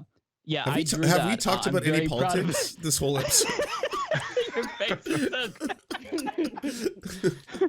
so I wish there was a way to share it so the audience can see it too. Oh no, I'm showing it on screen on my stream right now. Everyone can see it. It's happening in real time. I've seen this drawing though. It went viral. My community was very proud of it. So like my little Patreon community, they have that as their icon now. That is hilarious. Why are you like this, sir? It's not bad though. I can it's tell not bad. No. It is quite good. Yeah. At my first political job that I worked at, and they had Donald Trump on the toilet seat, on the head of the toilet seat, and I'm like, well, so is this meant for the guys to pee on it? Because girls use this bathroom too, but they had it right there, and they never removed it. It was there until the last day, until we left. But that thing was there forever, and I'm pretty sure it was just full of pee. It was just ridiculous. That's so I hated it. I hated that. Type in the chat shows up on the screen. I'm just gonna. Yes. I don't know how it does for Lance. It doesn't for me. I don't know why that happened. It does for me.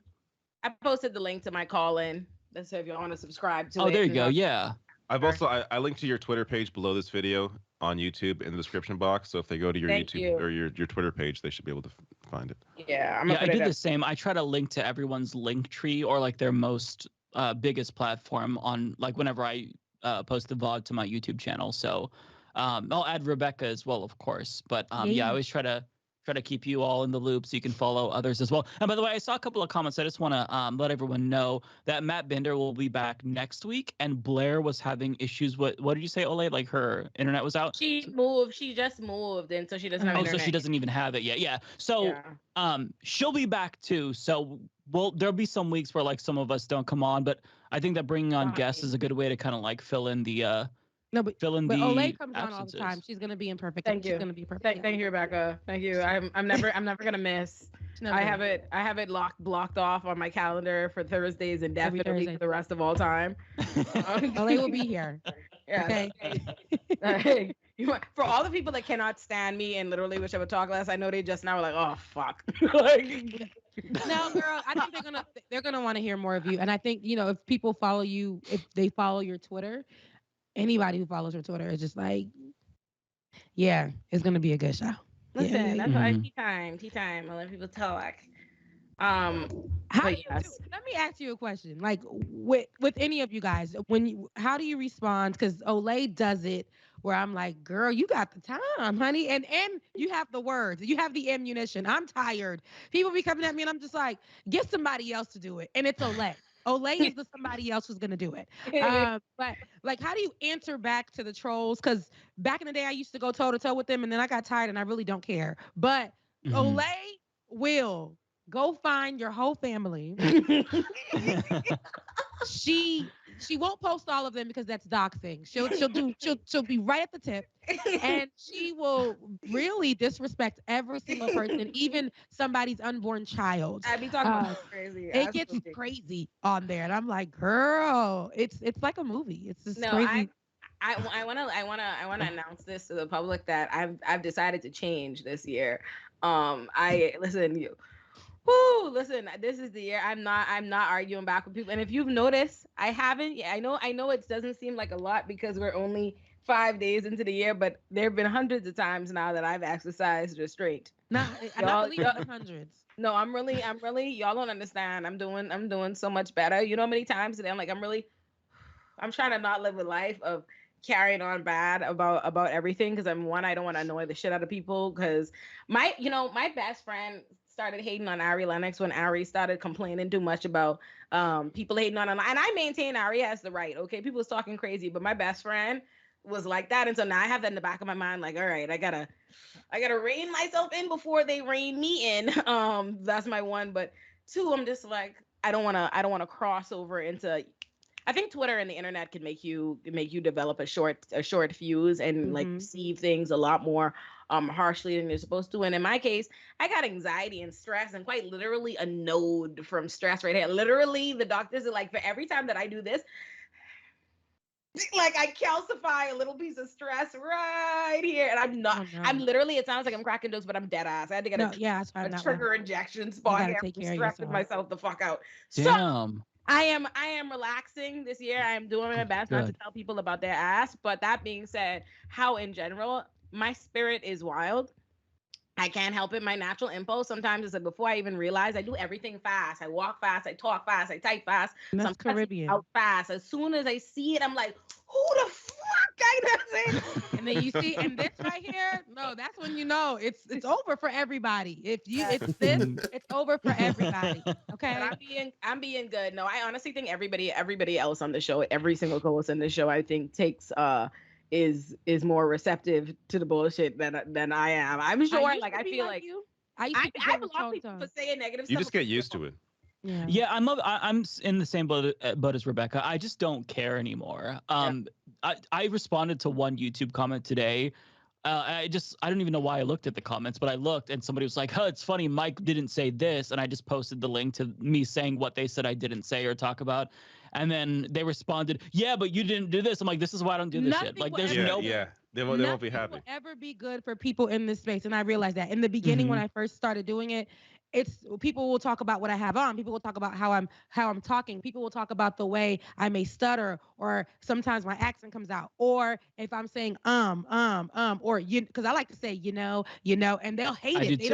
They don't like it. They want me to speak in a certain way. Then they want to take my degrees away from me. She's not educated. Why is she here? What does she do? And I think for me, it's like you can just Google me, or you can. I don't care. I don't give a damn anymore. But back in the day, I used to be like, you and your mama so ugly and and I used to just go in and I used to just go and we'll go for days. Like it's a month down the line and me and this person are still going at it. And I'm like, at this point, no. Oh no, I'm not gonna block you. I'm not gonna block. I mean, I'm not gonna run on with you. I'm just gonna nuke the place. That's something I've had to work as a human being in general. That's something independently of life I had to like work out in therapy. I realized like because my therapist figured this out a few years ago, but because I will not draw boundaries, I will just in my mind think I'm constantly giving this person grace, but they don't know that. They don't know the problem in my mind because I'm exercising so much grace. So, but at the time I do decide to say something or whatever it is, it's like, oh, okay, bomb. There's no, I don't do like a confrontate, like, oh, let's work this out, let's discuss, da da da da da. I just immediately, I'm like,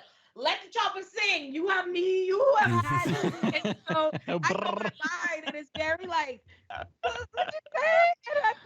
And then they hold you to that. They hold you to that person instead of they don't.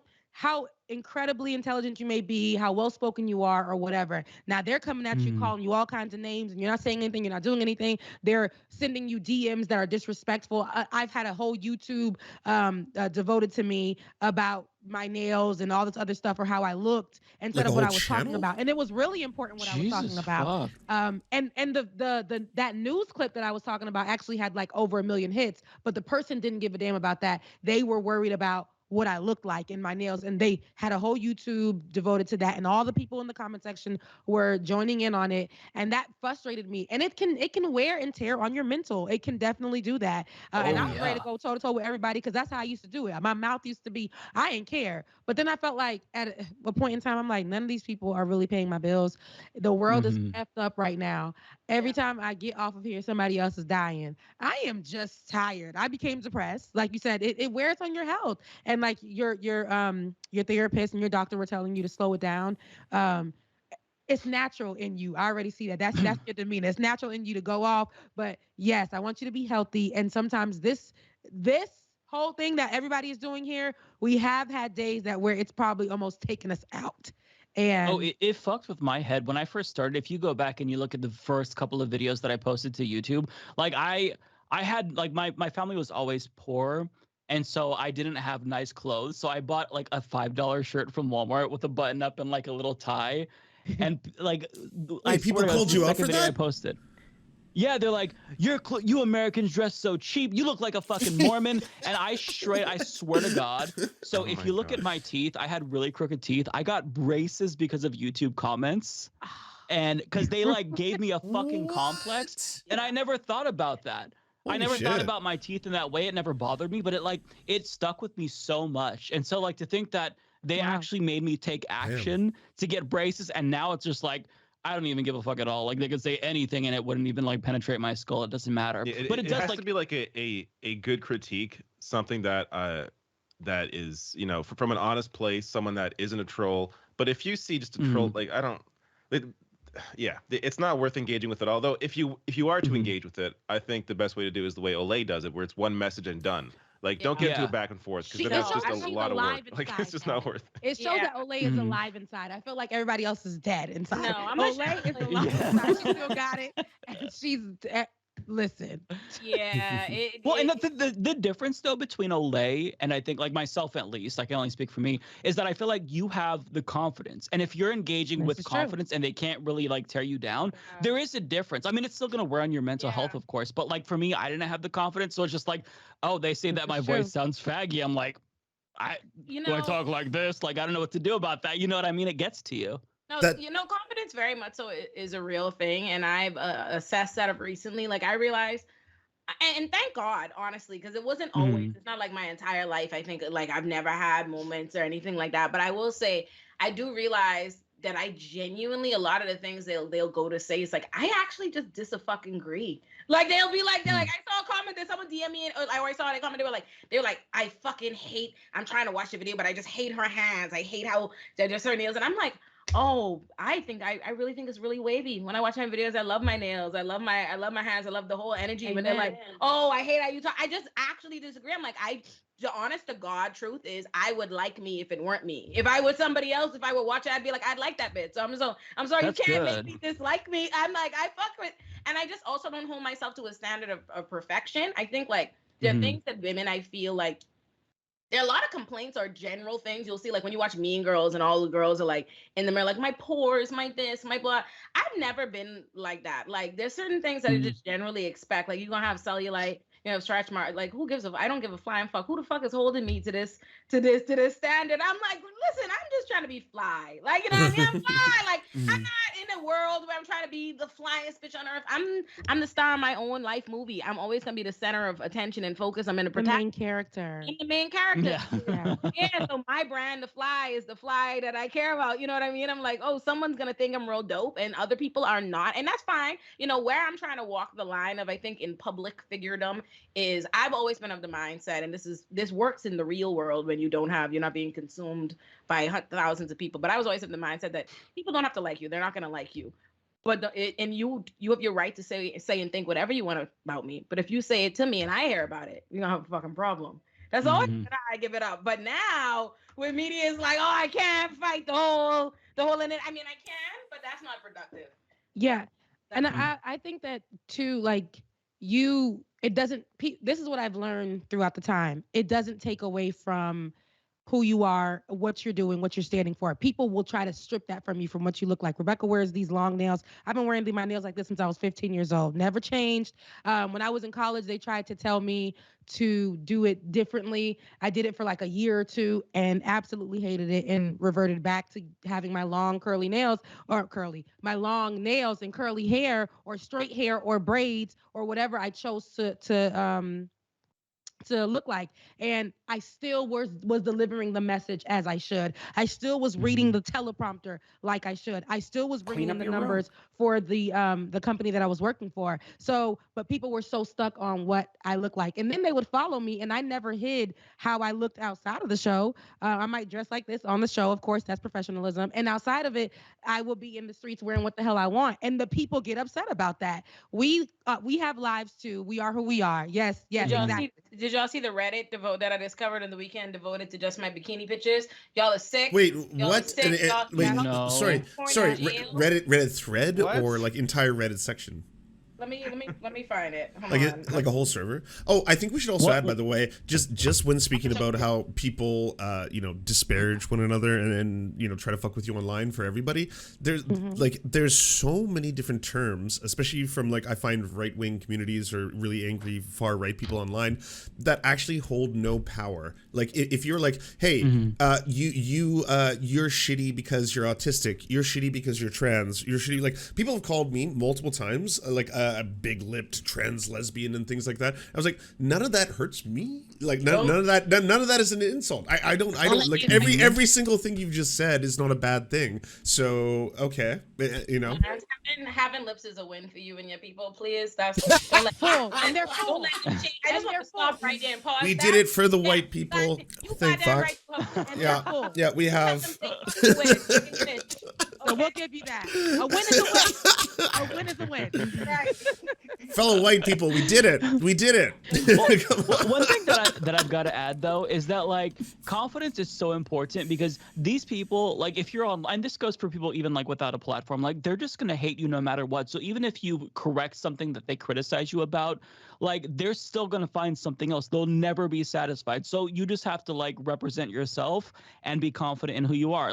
That's something that you learn over time of just building thick skin. At first I was very much trying to be professional, and I was in this phase where it's okay, no, I got to be as professional as I possibly can be, as proper as I could be. And then it's just at some point you realize that there's no rules to this. I got tattoos and shit during my tenure as a podcast host.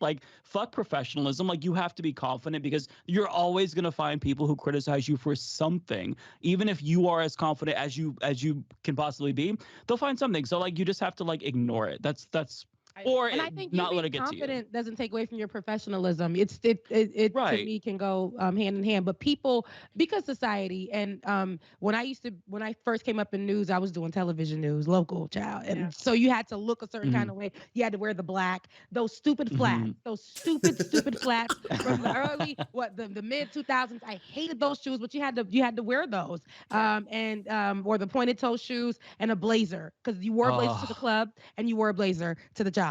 But now I feel like we have the freedom to be who we are, and it doesn't we're not going to come out here and just be naked on the screen, but we got the freedom to wear what we want, and still be educated and still speak professionally and still do what we need to do. So absolutely.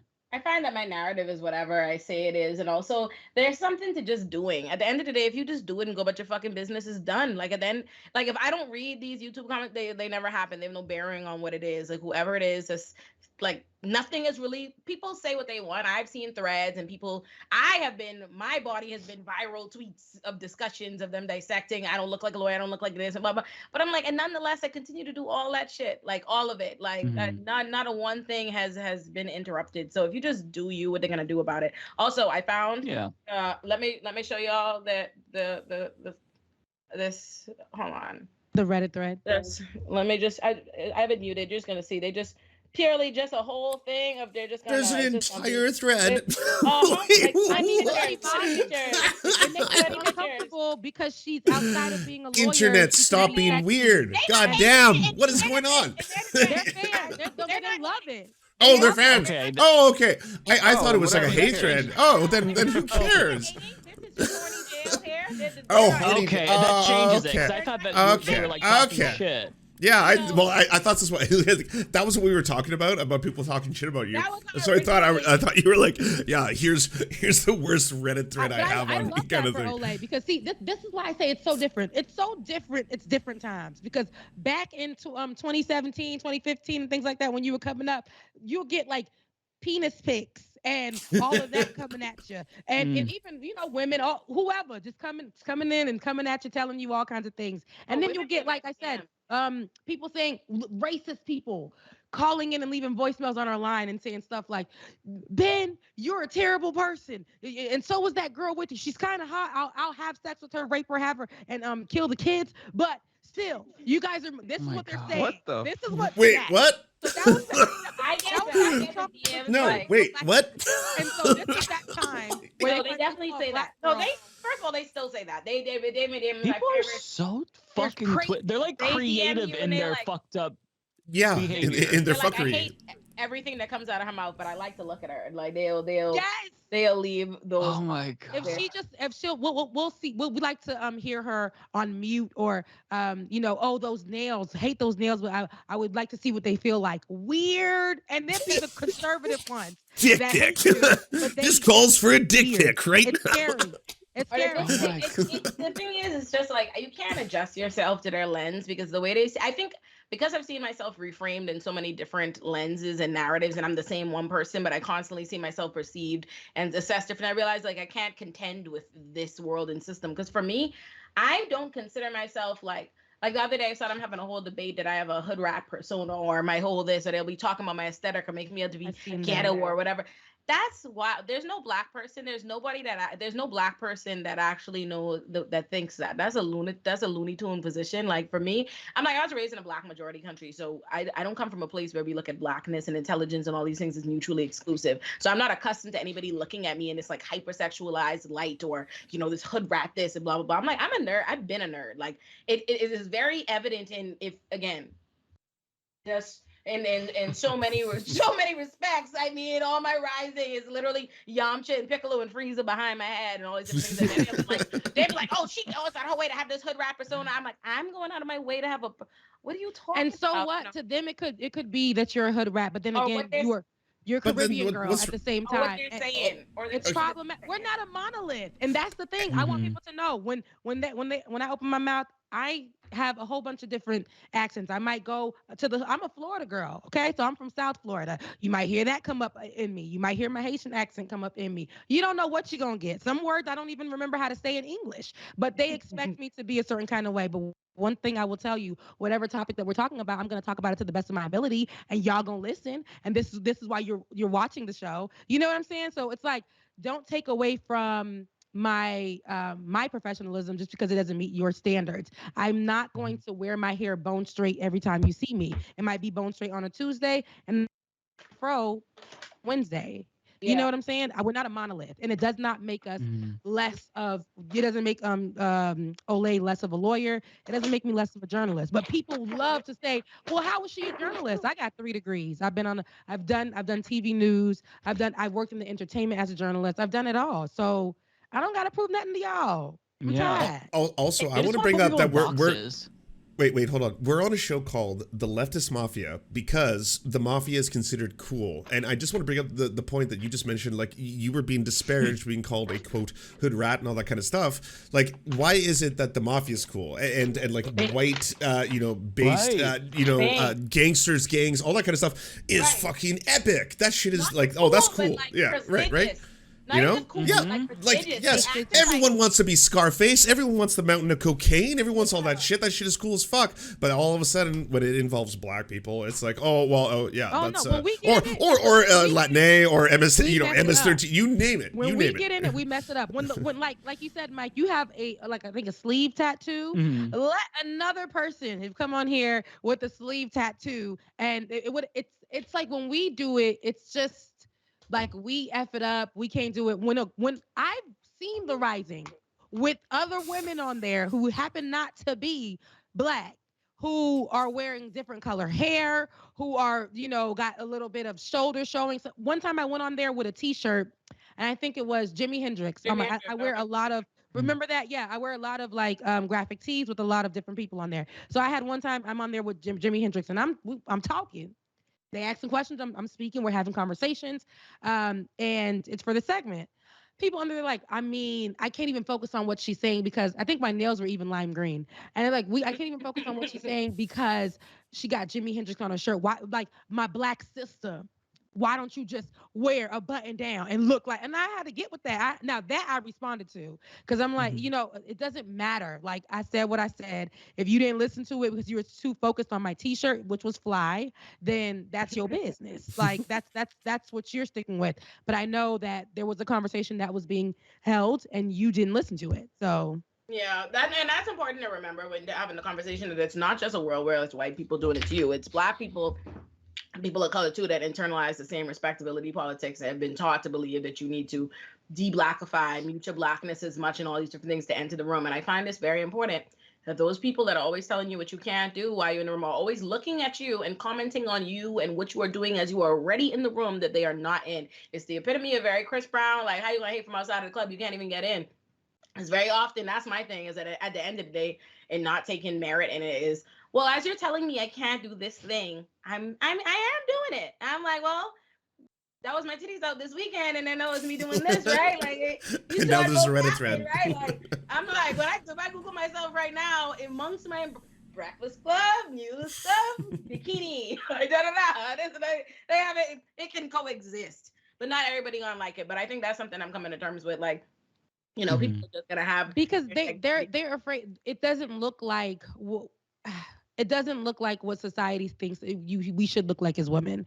We're not presenting ourselves that way, especially in these spaces, and so it becomes problematic to them because we're not fitting the mold. Right now, if any one of them other women that are very problematic in the space that happen to be white women do anything else, it's not going to be a problem. They're not going to be like, oh, she's on the beach with the bikini or whatever. It's because Olay is full figured, and it's problematic for everybody to see that. So, and I think that's wild to me. I think that's wild. To shoot a little bit of bail, I will say, you do something enough, the world does get used to it, right? Because I definitely do it, right? I get it off. There's some level to which, as much criticism as you get, I will say, I do receive an overwhelming amount of love and support from people that do appreciate that you live in your truth and in your space. And I'm sure there are a lot of people, there are a lot of people that follow me and like me that I'm sure wouldn't have liked those things or would have felt criticism for it before they decided, they follow you and like you and they get used to it and they come around to those things. So there's also a level of people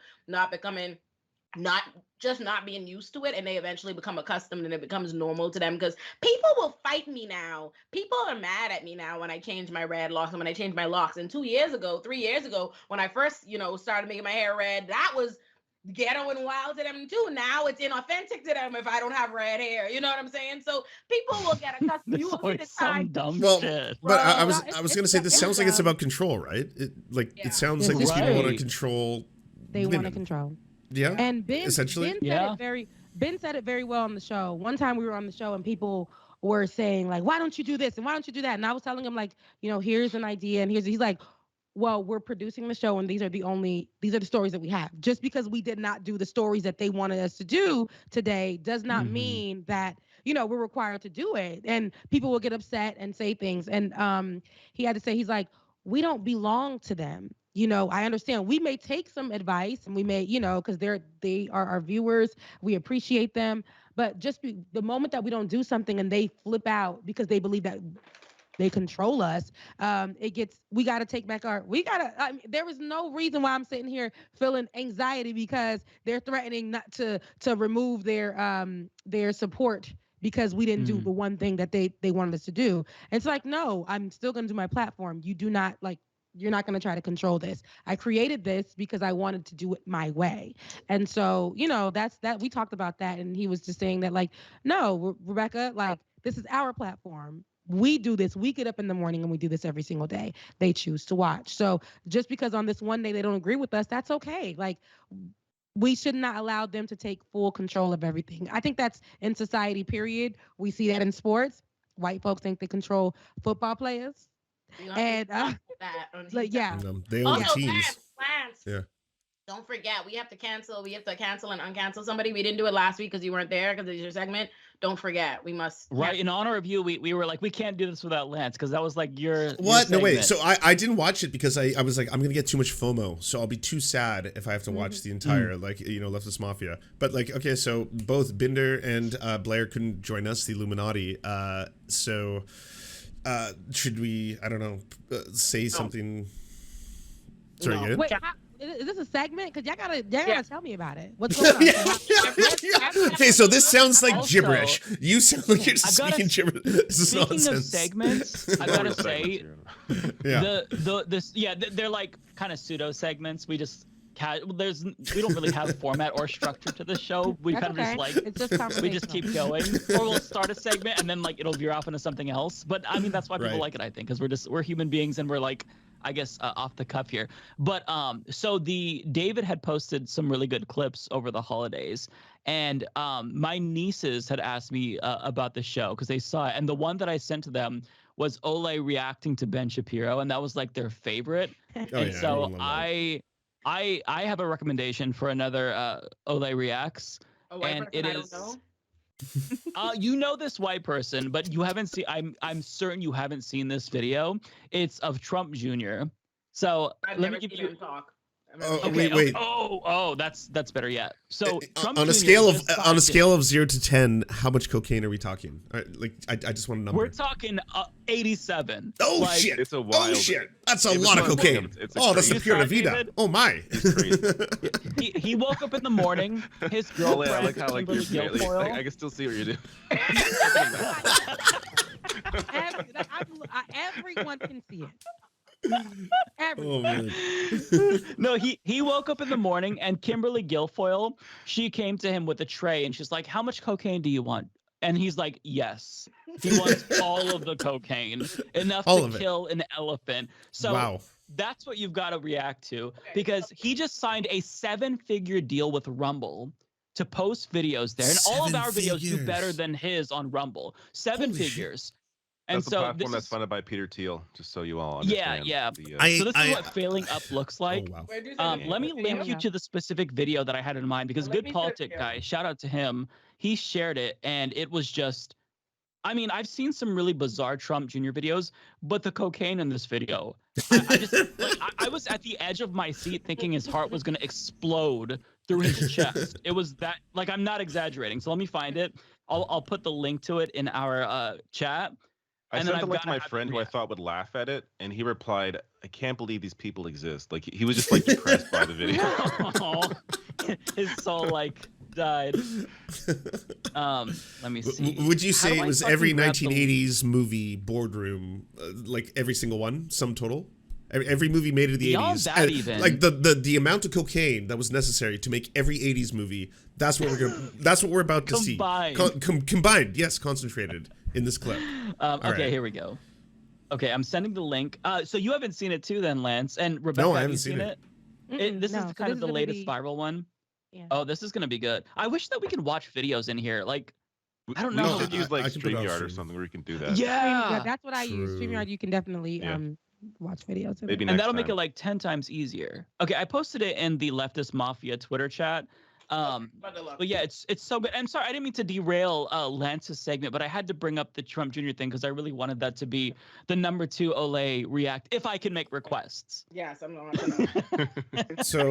So I'm ready. This is gonna be one of those like, should we just do countdown 3, 2, 1, and I hit play?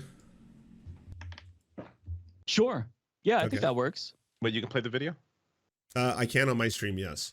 Oh, we can't see it though. Okay, shit. Yeah, maybe we should switch to StreamYard, because then that would like change the entire dynamic of the show. We would be able to watch videos, Yeah. React. Yeah. read articles. Yep. Yeah. And react. It's the best thing that ever happened to me. Yeah, you know what? Okay. I'm gonna re-up my StreamYard. And donate them to leftist causes rather than giving them back to investors and all of that other stuff. But this Wait, is it's already person happening. Who was wrapped up in that scandal? She ran a fund that was involved in it. A close colleague. And what you're all not seeing is the hand movements. It's innocent So they wanna and take- pleading guilty, saying she knew what they did was illegal. So she knew what they did was illegal, Post. To make her into Okay, that's a lot of cocaine. Yes, that is oof, that might be the 1980s. That might be that's Scarface. Like that's every 80s movie in one right there. Headlines from the Washington Post in the past. But my dad took out, it was leading ISIS. He's an murderer. He's the crap. This is the Washington Post. Before the FTX collapse. What do you mean before the FTX? That's the title. That's the headline. That's not what everyone. Such a good guy. We should make sure he gets off easy. In our system, he probably will. Wow. Unlike you, or certainly not me. Not unlike. Hold on. Wow. Unreal. We might it might be better served to save this for when we have StreamYard, just because it's a visual thing too, not just audio like WAP. Yeah, it's a very much a visual thing. Yeah, That's so wild. My man said, "Oh, well, he's definitely gonna get it in our system. He'll probably get off easy, not like you and me." Right? Okay. Me? You feel like there's a we? You feel like us? Now, how did I get in it? The royal we, the king's we. I'm in with. Hey. The thing is, I'm not even here to disparage people who want to do a ton of drugs. I just don't understand why you just buck all these rails, party out, and then be like, camera time. I need to turn on my camera and talk about this. Ooh, I got opinions. I'm just so ready to give my opinions to the world. That's the part where I'm like, What I don't understand is why do we pretend like when you on drugs, you can't see that you on drugs? Like, for example, right? Like, he thinks he's subtle. Right? You see that guy, right? Subtle. Nobody can tell I'm on cocaine. Like what? He's like, He's like, sir. You didn't get that reflect. I remember when I was taking my birthday pictures for my 28th birthday, and I realized I look fried in every fucking picture. Now I'm fried. I shades on in every single picture from that trip because I look because while I might not have been able to feel that I looked fried when the photo was taken, when they showed me, even I said, "Oh wow, I look fried." Don't post that like that. It's very hard to hide for sure. Yeah, and he does not hide it very well. Like there's some people who, maybe they can play it cool a little bit. He's so conspicuous. It's like I was shocked. Like I genuinely, authentically soy-faced watching that video for the first time because I'm like, how? Like he just has no self-awareness. That's what they're paying and for then he right there. turned on his Like, camera. Rumble wants him for that shit. He turned his camera on and then he just started, and he got clicks, but that's what they'll do. This is what the people are doing. They are not working no more. They're not doing what they used to do back. There are people that used to build things with their hands. These people are just getting on the microphone. Getting on Amazon, getting on the microphone. Let's take back the country. January 6th, 1776 again. It's like we don't need no more people on the microphone, but people they get on drugs and they just get on the microphone. And there we go. There's a show. Yeah. Show. You want to know what's so crazy is that all the clips of the left sharing the videos reacting to him being coked out get exponentially more views than his Rumble videos. So I looked at his Rumble channel. I did a video on this. It comes out tomorrow, so feel free to watch it, folks, if you are subscribed. Anyways, so his videos, they struggle to hit 10K views, which is very low engagement. Rumble paid 7 figures for that level of engagement. I mean, some of them pop off and they get 50K sometimes, but he can't even hit 10,000. And that's crazy. It's just another Rumble, pay my rent. I'm for sale. Raheem gets more views than that. Yeah, Raheem literally does get more views than that. He 100% does. Raheem definitely gets more views than that. Chilling. He should get a 7-figure deal from Rumble. He don't even got a meow for that kind of view. That's really crazy. No. So who are we canceling? Yeah. Oh, I thought we were canceling Matt Binder. Yes, we cancel Matt. For not following me on Twitter or following Ole on Twitter. Matt doesn't follow half the cast, the half of the co-hosts of his show. Canceled. Officially canceled. Okay, I've been on Matt's show like 3 times. He's been on my show twice. He follows like Crowder, all the worst fucking people in the world. He does not follow me. He does not follow me. Let me go find out who this is. Okay, hang on. Okay, wait. Okay, so Rebecca, you have the power. I would say as our first guest to uncancel someone. Who do you want to uncancel? Who's been canceled that deserves to be uncanceled? No wrong answers. Yeah. Oh my God, that put me on the spot because I have. It's a lot of power. Yeah, it's a lot of power. You have all the power right now. You want to uncancel? Listen, I'm not in the business of being canceled myself, so let me tread lightly. Because you don't want to cancel and get canceled. So I would like to present. I don't even know if you guys know her. Well, you probably do because it was a whole scandal years and years and years and years ago. But I want to get this sister out of bondage. I want to free her. Chrisette Michele. I mean, the first episode when they brought it up, I fucking said Chrisette. I was like, no, nobody else. I was like, you know what? Nah, let me choose somebody they know. You know, I went to free up. I went to uncancel Chrisette because I said, yo, you got Chrisette the fuck up out of here. But we've let all kind of coonery and Trump. But that being said, explain to us white people, please. Okay, I'm googling her now. She's an R&B artist, jazz style, very huge at the time. She did a song with Rick Ross that everybody knew, but she has her own album that where we all the girls, back in the mid 2000s. Here she go. Hold on. I know that part. I don't know what she did wrong though. Why was she canceled? She sang for Donald Trump. And so all of the Mary did. Mary did too. So what happened in that time? Everybody was like, hell no, Donald Trump. And this was at the beginning. We did not like Donald Trump. We knew stuff was about to go down. And we're like, how dare Chrisette sing at this thing? Like, but baby, they drugged this baby for years. I mean, we are in 2023 and she is being drugged to this day and they will not forgive her. But yet we've had so much nonsense. We had rappers literally go and side with very conservative views. And 100%. People were just like, you got to really think about it. I mean, we spoke recently to Kanye West. Kanye West this man sided with every conservative thing in this world, said that slavery was a choice. We saw what happened when he spoke on the Jews. We ain't seen him since. He said a lot of foul things and sided with Donald Trump in so many different ways and hurt the Black community. And she's saying at the inauguration, and we never seen her again. I'm gonna say this. No, I'm gonna say this though. I'm gonna say this. So you right. Let me just say this. You are 190% correct. That is what happened, right? 100%. And this is what I brought this up the first episode, but then this is what stopped me.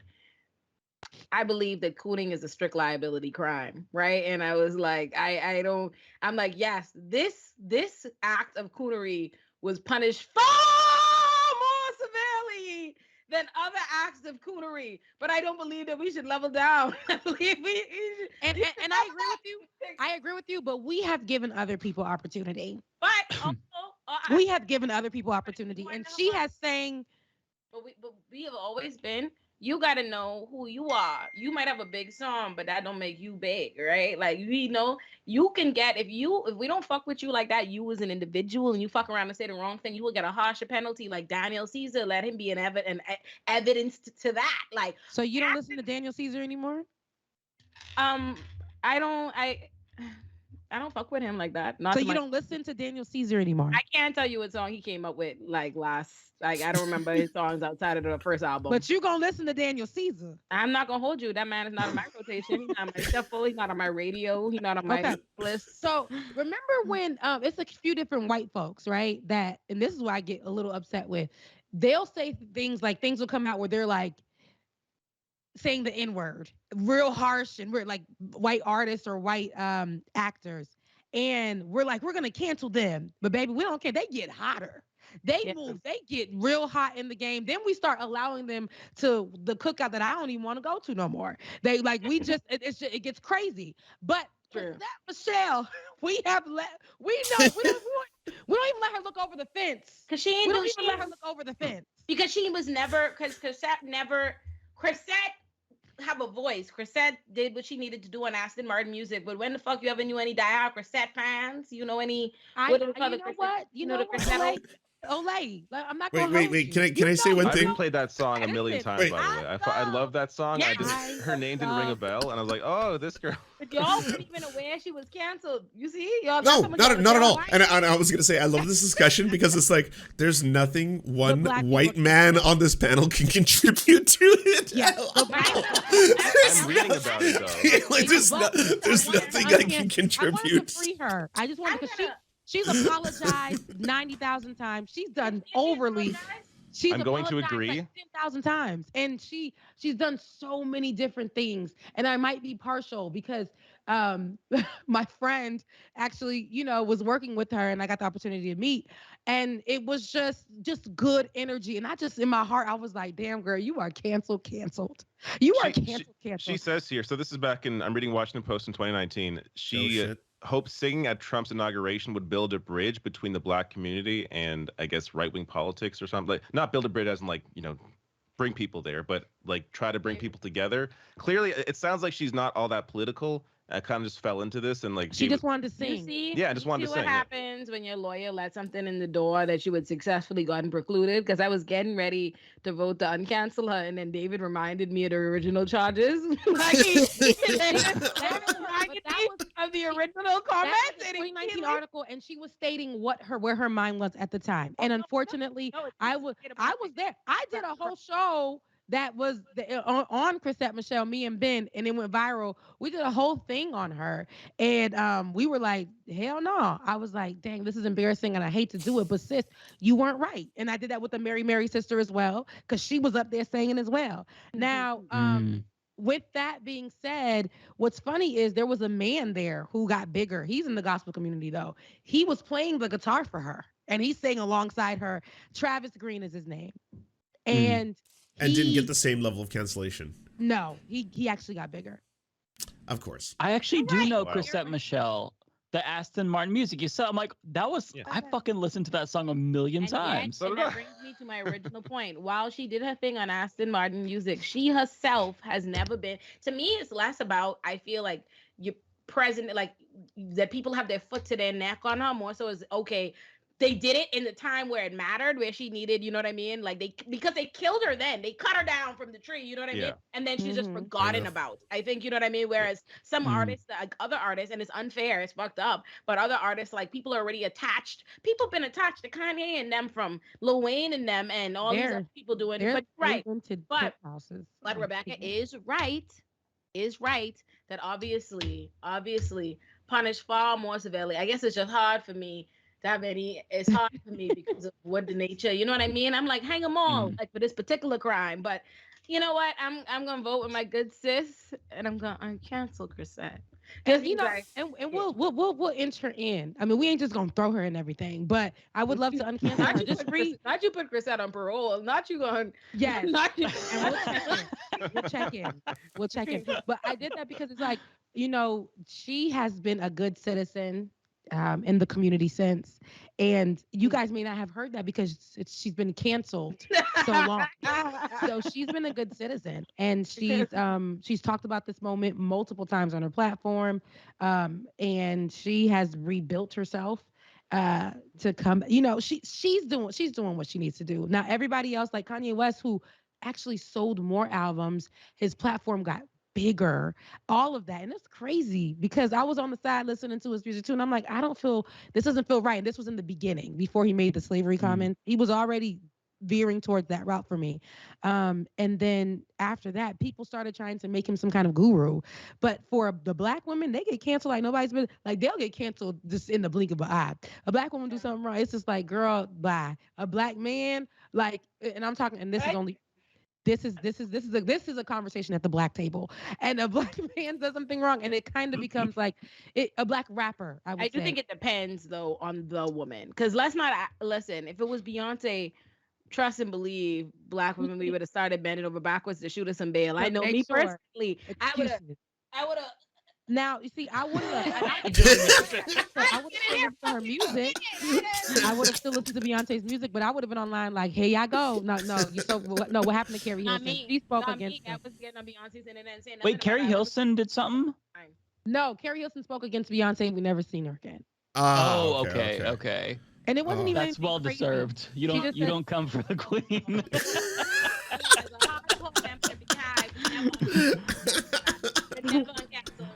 Carrie was talking hot cash. I think about that all the time. Every time I listen to Bow Down Bitches, I think about her talking shit in the background, and I just be like.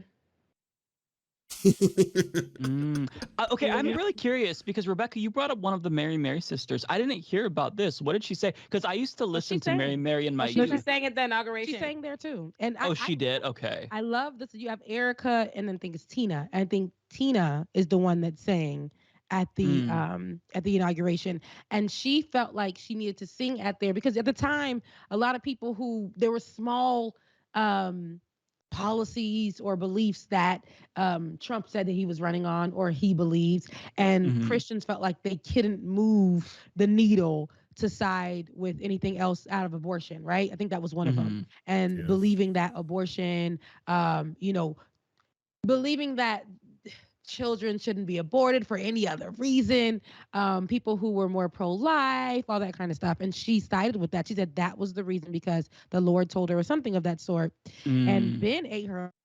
And Ben is somebody who's in the church. And he was like, no, no. Like, for you to say that you're siding with somebody who is going to be a monster, who has a lot of monsters supporting him and racists supporting him, Nazis supporting him, white supremacists, like this is what, why would you sit there as somebody who's a believer knowing that doesn't even stand, that does not stand for what a Christian should be. It was a whole thing. He went in on her, but that's the one thing that she said was going to make her support Donald Trump. And so she's saying, we're getting ready to go on tea time soon, just for the record, because I think I go live at 10:45. Rebecca, what's your call in? What's your name on there? What do you have it as? Oh my God, do I need to listen? Do I need to? I'm crying. I'm like, you see. Like I guess it. Like, yo, send me the link right now. No, it's in the just in the chat. I'm so sorry. I can run my mouth into just being late to this. Let me go ahead and get this thing together. I'm crying. So is the uncancellation official? It happened? Yeah. We did it? Yes. So I vote to uncancel Chrisette Michele. I vote to okay. Michele. All right. It's happened officially. Awesome. Well done. Yeah. Thank you guys so much for coming to for uncanceling Chrisette Michele. Chrisette, if you're watching this, we have uncanceled you, sis. Be free. You're welcome, on parole. Chrisette. Be free. And I've let the link go on my Twitter if you need the link. This there. Go on the app, call in to Tea Time with Ole, and go on at 10:45. We're gonna have fun. We're talking mass pop culture and stuff. Also, thank you for teaching white people about that entire scenario, because we were all like, wait, what? Canceled for what? What happened? I love that. Yeah. Yes. All right, y'all. Toodaloo. Well, do we want to do shout outs real quick, though? Yeah. Since Rebecca's a guest, at least, do you want to tell us your socials? Yes. Oh, yes. Let me do that because I'm trying to log in and make sure I'm at Sister Show on time. But please, guys, make sure you follow me on Twitter, I guess, at Rebecca Azor. That's my first name, last name. Also, my show is on every Tuesday through Thursday on the Benjamin Dixon Show on YouTube. You can find it there at 9:30-ish to about whenever we feel like coming off. And then you can also follow me on Instagram at The Songstress. That's where you can see me in my full self. I'm always there. But yes, please follow me. And I would love to get to know the other side of folks. So yeah. All right, let me get this done. I will. Well, thank you so much for joining us, Rebecca. I always had a blast. I feel like at this point we probably don't need to do our socials. I'm fine without mine because we're going to do it every week. And But yeah. Yeah. This Unless was you all awesome. want I to. had a ton of fun. I love you all. This was a very good time. In general. Yeah. We'll address the cancellation of Matt Binder next week, and I will act, if he's not, I think he'll be here next week, but if he's not, I will act as his defender. And it's not because he's following me, but just because I feel like we should give people second chances. We should make sure that we don't jump to conclusions about their motivations. So yeah, I'll defend my buddy Matt. Yes, okay. Y'all go on over to Colin for Tea Time with Ole. Bye. All right, well, take care, folks. See you all next week. Bye, guys. Thank you so much for having me. Bye. Take care. Пошли. Все вместе. Какие ваши доказательства?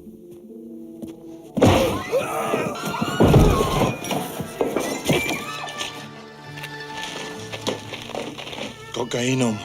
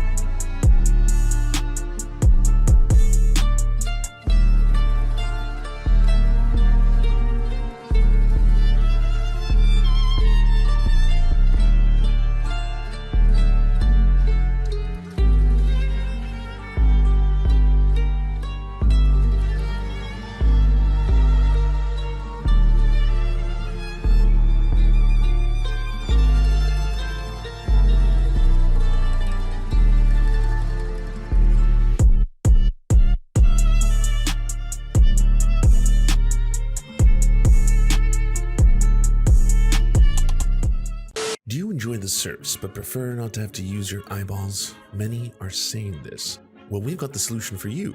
It's the Serf Times in podcast form, available on most major podcasting networks now. If you enjoy it, please consider leaving a good review and feedback because it really helps the show out, apparently, and it's free, just like the podcast. To our gods, Xander Corvus and Peyton L. Juste, we shall spend many a generations building mighty cathedrals in your honor. To our monarch, Tom Spiker, we are but your oafish jesters, here to offer you a laugh at any opportunity. To our brave knights of the Round Table, Rachel K., Izzy Solidarity, Victoria Bell, Sebastian Demel, Mark Harmon, Benji Arney, Scary Earth Human, Tony, DM Rivera, Resident Scarecrow, Sir Nickus, Cheryl Alvarez, Ruby Kelly, Brandon, Words Greenwood, Everything Important, Hegbert Celine, Matthew Scarborough, Stellar Vision, Ariane McCarthy, Doug Cady, Daniel Sutton, Jenna Tao, Dark Puppy, Quiet One 85, Anna Loves Riley, Omni, Riley and Anna, Poodlehawk, Multimondi, Trevbot EXE, Brian Ephraim, Anthropophojack, Catherine, Ramon Acosta, Incosin, Ralph Parler, Violent Orchard, Political Puppy, La Media Panza, Todd Buckingham, and Todd La Jeunesse. We salute our valiant heroes off to fight injustice everywhere.